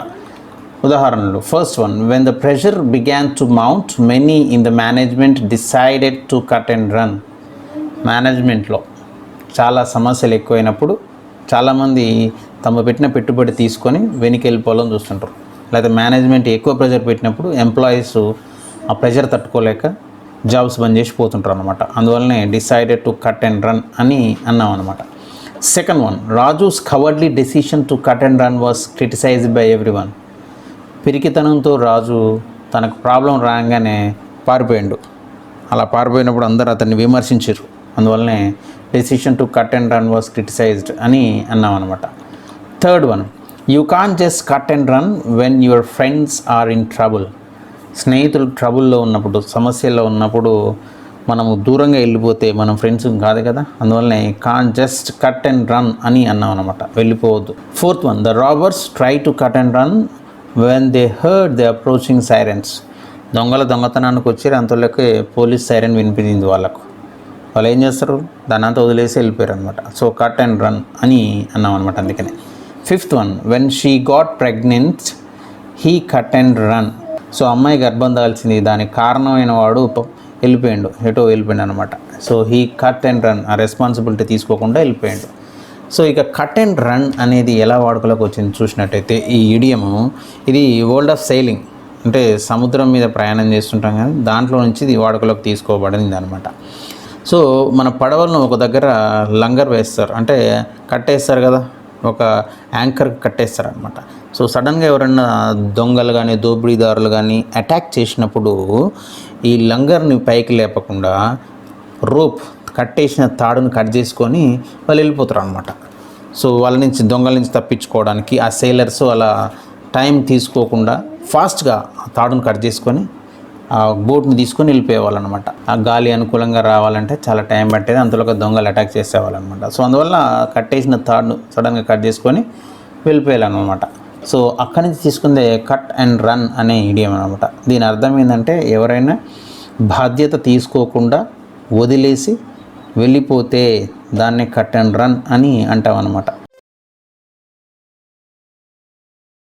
కట్ నో ఐస్ ఇది ఒక ఇడియం, జాతీయం అనమాట. దీని అర్థం ఏంటంటే ఎదుటి వాళ్ళ మీద మనం ఎలాంటి ప్రభావం చూపించినట్టయితే, అంటే మనం చేసే ఏవైనా పని ఎదుటి వాళ్ళ మీద ఎలాంటి ప్రభావం చూపించకపోతే దాన్నే కట్ నో ఐస్ అని అంటాం అనమాట. ఉదాహరణలు చూసినట్టయితే, the excuses I gave cut no ice with the new teacher. క్లాస్కి లేట్గా వచ్చినా, ఎందుకు లేట్గా వచ్చినా అంటే ఎన్నో కారణాలు చెప్పిన, కానీ టీచర్ ఏమీ పట్టించుకోలే, ఏం ప్రభావం చూపలే టీచర్ మీద. అందువల్ల the excuses I gave cut no ice, ఎలాంటి ప్రభావం చూపలేదు అని చెప్తున్నాం అనమాట. Second one, the romantic soap story cut no ice with the audience. So romantic story చాలా అద్భుతంగా ఉంది సినిమా, కానీ ఆడియన్స్ మాత్రం ఇష్టపడలే, ఆడియన్స్ మీద ఎలాంటి ప్రభావం చూపలేదు. Story cut no ice with the audience అని అన్నాం అనమాట. Third one, I have heard our excuses and they cut no ice with me. ఆమె చెప్పినవి అన్నీ విన్నా, కానీ నేను నా మనసు మార్చుకోను, అందుకనే they cut no ice with me అని అన్నాం అనమాట. Fourth one, his opinion cuts no ice with me. అతనికి నా మీద ఒక అభిప్రాయం ఉంది, దాంట్లో ఎలాంటి మార్పు లేదు, అలానే ఉంది, నేను మంచోడిని కాదు అని అనుకుంటుండు, అలానే ఉంది, అందుకనే his opinion cuts no ice with me అని అన్నాం అనమాట. Fifth one, I'm sorry but that ridiculous rational cuts no ice with me and will not change my mind. So దాని గురించి నా మైండ్ ఏమీ మారదు, అందుకనే కట్స్ నో ఐస్ అని అన్నాం అనమాట. ఇక కట్ నో ఐస్ అనే ఇడియం ఎలా వాడుకలోకి వచ్చింది చూసినట్టయితే, గతంలో పూర్వకాలంలో నదుల మీద కావచ్చు, సముద్రం మీద కావచ్చు పడవ ప్రయాణం చేస్తున్నప్పుడు చలికాలంలో వాటర్ అంతా గడ్డగట్టేది, అంటే మంచుగా మారిపోయేది అనమాట. ఇక ఈ సేలర్స్ పడవల్లో వెళ్ళాలంటే మంచులో వెళ్ళలేదు, ఎందుకంటే మంచు మొత్తం బ్లాక్ చేస్తుంది షిప్ను. సో వాళ్ళు ఏం చేసేవాళ్ళు, దిగి పెద్ద పెద్ద సుత్తెలు షార్పుగా ఉన్న ఒక ఆయుధాలు లాంటివి తీసుకొని ఆ మంచును గట్టిగా, ఐస్ని గట్టిగా కొట్టి పగలగొట్టేవాళ్ళు అనమాట. కొన్నిసార్లు ఆ ఐస్ ఎంత గట్టిగా ఉన్నదంటే వాళ్ళ దగ్గర ఎంత షార్ప్ ఆబ్జెక్ట్ ఉన్నా కానీ ఐస్ పగలకపోయేది అనమాట, బ్రేక్ కాకపోయేది. సో అలా ఉండేదనమాట. సో అక్కడి నుంచి తీసుకుందే కట్ నో ఐస్ అని మనం చెప్పొచ్చు అనమాట. దీని అర్థం ఏంటంటే ఎదుటి వాళ్ళ మీద మనం ఎలాంటి ప్రభావం చూపనట్టయితే దాన్నే కట్ నో ఐస్ అని అంటాం అనమాట. ఇక దీనికి ఎగ్జాక్ట్గా ఆపోజిట్ ఉన్న ఇడియం ఏంటంటే కట్ ది ఐస్ అనమాట. అంటే మనం వేరే వాళ్ళ మీద ఇన్ఫ్లుయెన్స్ కనుక చూపించగలిగితే దాన్నే కట్ ది ఐస్, లేకపోతే బ్రేక్ ది ఐస్ అని కూడా అంటాం అనమాట. సో ఫైనల్గా కట్ ది ఐస్ అంటే వేరే వాళ్ళ మీద మనం ఎలాంటి ఇన్ఫ్లుయెన్స్, ప్రభావం చూపించినట్టయితే కట్ నో ఐస్ అని అంటాం అనమాట. Cut off one's nose to spite one's face. Cut off one's nose to spite one's face ఇదొక ఇడియం, జాతీయం అన్నమాట. అంటే ఎవరైనా ఒక వ్యక్తి చాలా కోపంతో తనకు తానే ఎక్కువ నష్టం చేసుకున్నట్టయితే, అంటే తను ఏదో చేయబోయి తనకు తానే ఎక్కువ నష్టం చేసుకున్నట్టయితే దాన్నే cut off one's nose to spite one's face. So తనకు తెలియకుండానే తనకు తానే ఎక్కువ నష్టం చేసుకుంటారు అన్నమాట. ఉదాహరణ చూసినట్టయితే first one, if you stay home because your ex boyfriend is at the party, aren't you cutting off your nose to spite your face. నీ ఎక్స్ బాయ్ ఫ్రెండ్ పార్టీకి వచ్చిందని నువ్వు రాకపోతే అది నీకే ఎక్కువ ప్రమాదం, ఎందుకంటే ఆ పార్టీ మీ చెల్లిదే, అందువల్లనే you are cutting off your nose to spite your face అని అన్నాం అనమాట. Second one, I know you are mad at your parents but running away is only going to make your own life harder. Don't cut your nose off to spite your face. మీ తల్లిదండ్రులు అంటే నీకు ఇష్టం లేదు నాకు తెలుసు, కానీ ఇంట్లో నుంచి నువ్వు పారిపోయినావు అనుకో, అది నీ జీవితాన్ని సంకనాకి ఇస్తుంది, అది ఇంకెక్కువ నష్టం చేస్తుంది నీకు తల్లిదండ్రుల మీద కోపంతో పారిపోతే. So don't cut your nose off to spite your face అని అన్నాం అనమాట. Third one, Rajesh loves to play tennis but he refuses to play because he doesn't like Ravi. He was cutting off his nose to spite his face. రాజేష్కు tennis అంటే ఇష్టం, కానీ అతనికి రవి అంటే ఇష్టం లేదు. రవి ఆ రోజు టెన్నిస్ ఆడుతుండు, సో అందువల్ల రాజేష్ ఆడట్లేడు. సో రాజేష్కు టెన్నిస్ ముఖ్యమా రవి ముఖ్యమా? టెన్నిసే ముఖ్యం, కానీ ఆయన ఆడట్లేడు. అందువల్ల రాజేష్ ఏం చేస్తుండు, cutting off his nose to spite his face, తనకు తానే నష్టం చేసుకుంటుండు అన్నట్టు అన్నమాట. Fourth one, you can refuse to talk to her if you like but you are just cutting off your nose to spite your face. నీకు ఇష్టం లేకపోతే ఆమెతో మాట్లాడకు, నేను మాట్లాడమంటట్లేను, నీకు మాట్లాడకు, కానీ ఆమె ఎవరో తెలుసా, మన బాస్, ఆమెతో కంపల్సరీ మాట్లాడాలి నువ్వు, లేకపోతే నీ ఉద్యోగానికి ఎసరు వస్తుంది. అందువల్ల just cutting off your nose to spite your face అని అన్నాం అనమాట. Fifth one, Divya cut off her nose to spite her face when she refuse to come to the industrial exhibition with us. Divya తన ప్రాజెక్ట్ వర్క్ కంప్లీట్ చేయాలంటే industrial ఎగ్జిబిషన్కు compulsory రావాలా, ఇక మాతో కలిసి రాను అని దివ్య అంటుంది. దానివల్ల దివ్యకే ఎక్కువ నష్టం. అందుకే ఏమంటున్నావు, Divya cut off her nose to spite her face అని అంటున్నాం అనమాట. ఇక cut off one's nose to spite one's face అనే ఇడియం ఎలా వాడుకలోకి వచ్చిందో చూసినట్టయితే కొంతమంది ఏమంటారంటే ఇది ఫ్రెంచ్ లాంగ్వేజ్ నుంచి తీసుకుంది. సి కౌపర్లే నెన్స్ పౌర్ ఫైరే డెపెక్ట్ ఏ సన్ విసేజ్ అనే సెంటెన్స్ నుంచి తీసుకున్నారు. దీని అర్థం ఏంటంటే cut off one's nose to spite one's face అనమాట.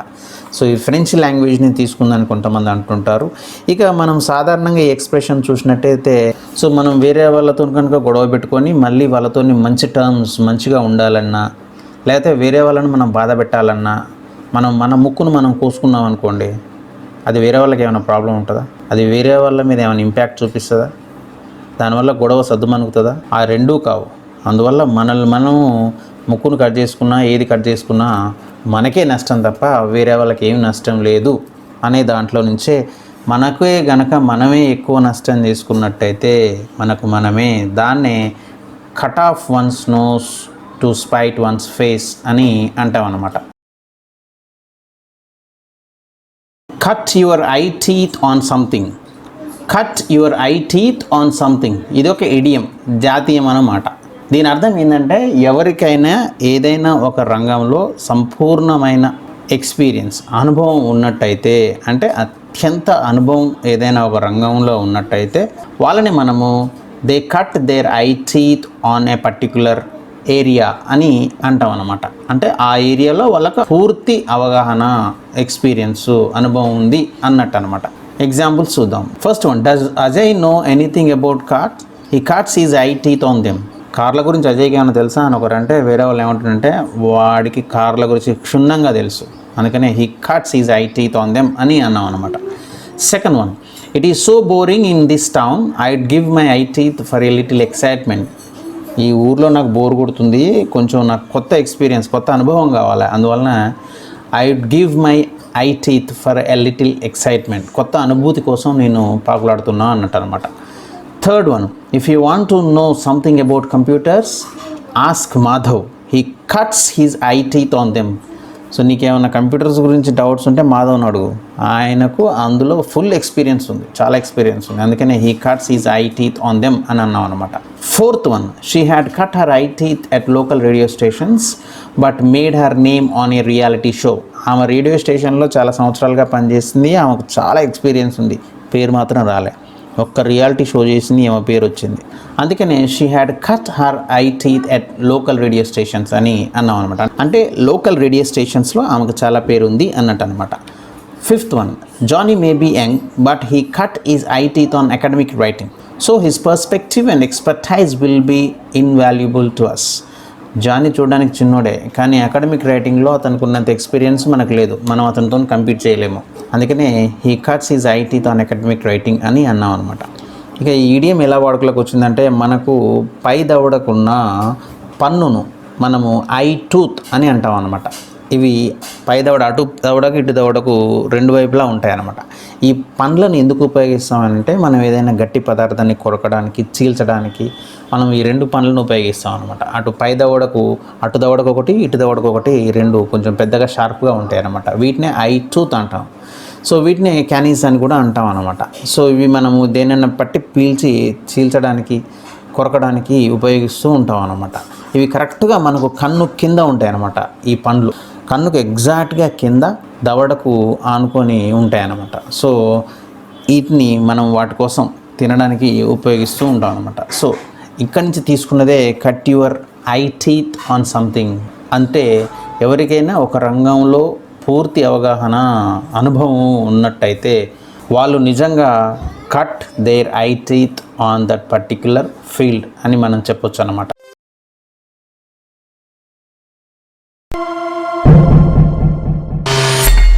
Cot in the crossfire. Caught in the crossfire, it's an idiom. ఇది ఒక జాతీయం అనమాట. దీని అర్థం ఏంటంటే, అందరూ గొడవ పడుతున్నప్పుడు మధ్యలో వెళ్ళడం, లేకపోతే ఇద్దరు గొడవ పడుతున్నప్పుడు మధ్యలో కనుక మనం వెళ్ళినట్టయితే మనం నిజంగా caught in the crossfire అన్నట్టే అనమాట. ఇక ఉదాహరణలు చూసినట్టయితే, first one, when parents fight over trifles their children are often caught in the crossfire. తల్లిదండ్రులు గొడవ పడేటప్పుడు పిల్లలు మధ్యలో వస్తుంటారు పాపం. సో అందుకనే children are often caught in the crossfire అని అన్నాం అనమాట. Second one, police officers are often caught in the crossfire when apprehending criminals. దొంగలను పట్టుకోవడానికి వెళ్ళినప్పుడు ఆ గొడవల మధ్యలో పోలీసులు బలవుతుంటారు అప్పుడప్పుడు, అందువలన often caught in the crossfire అని అంటాం అనమాట.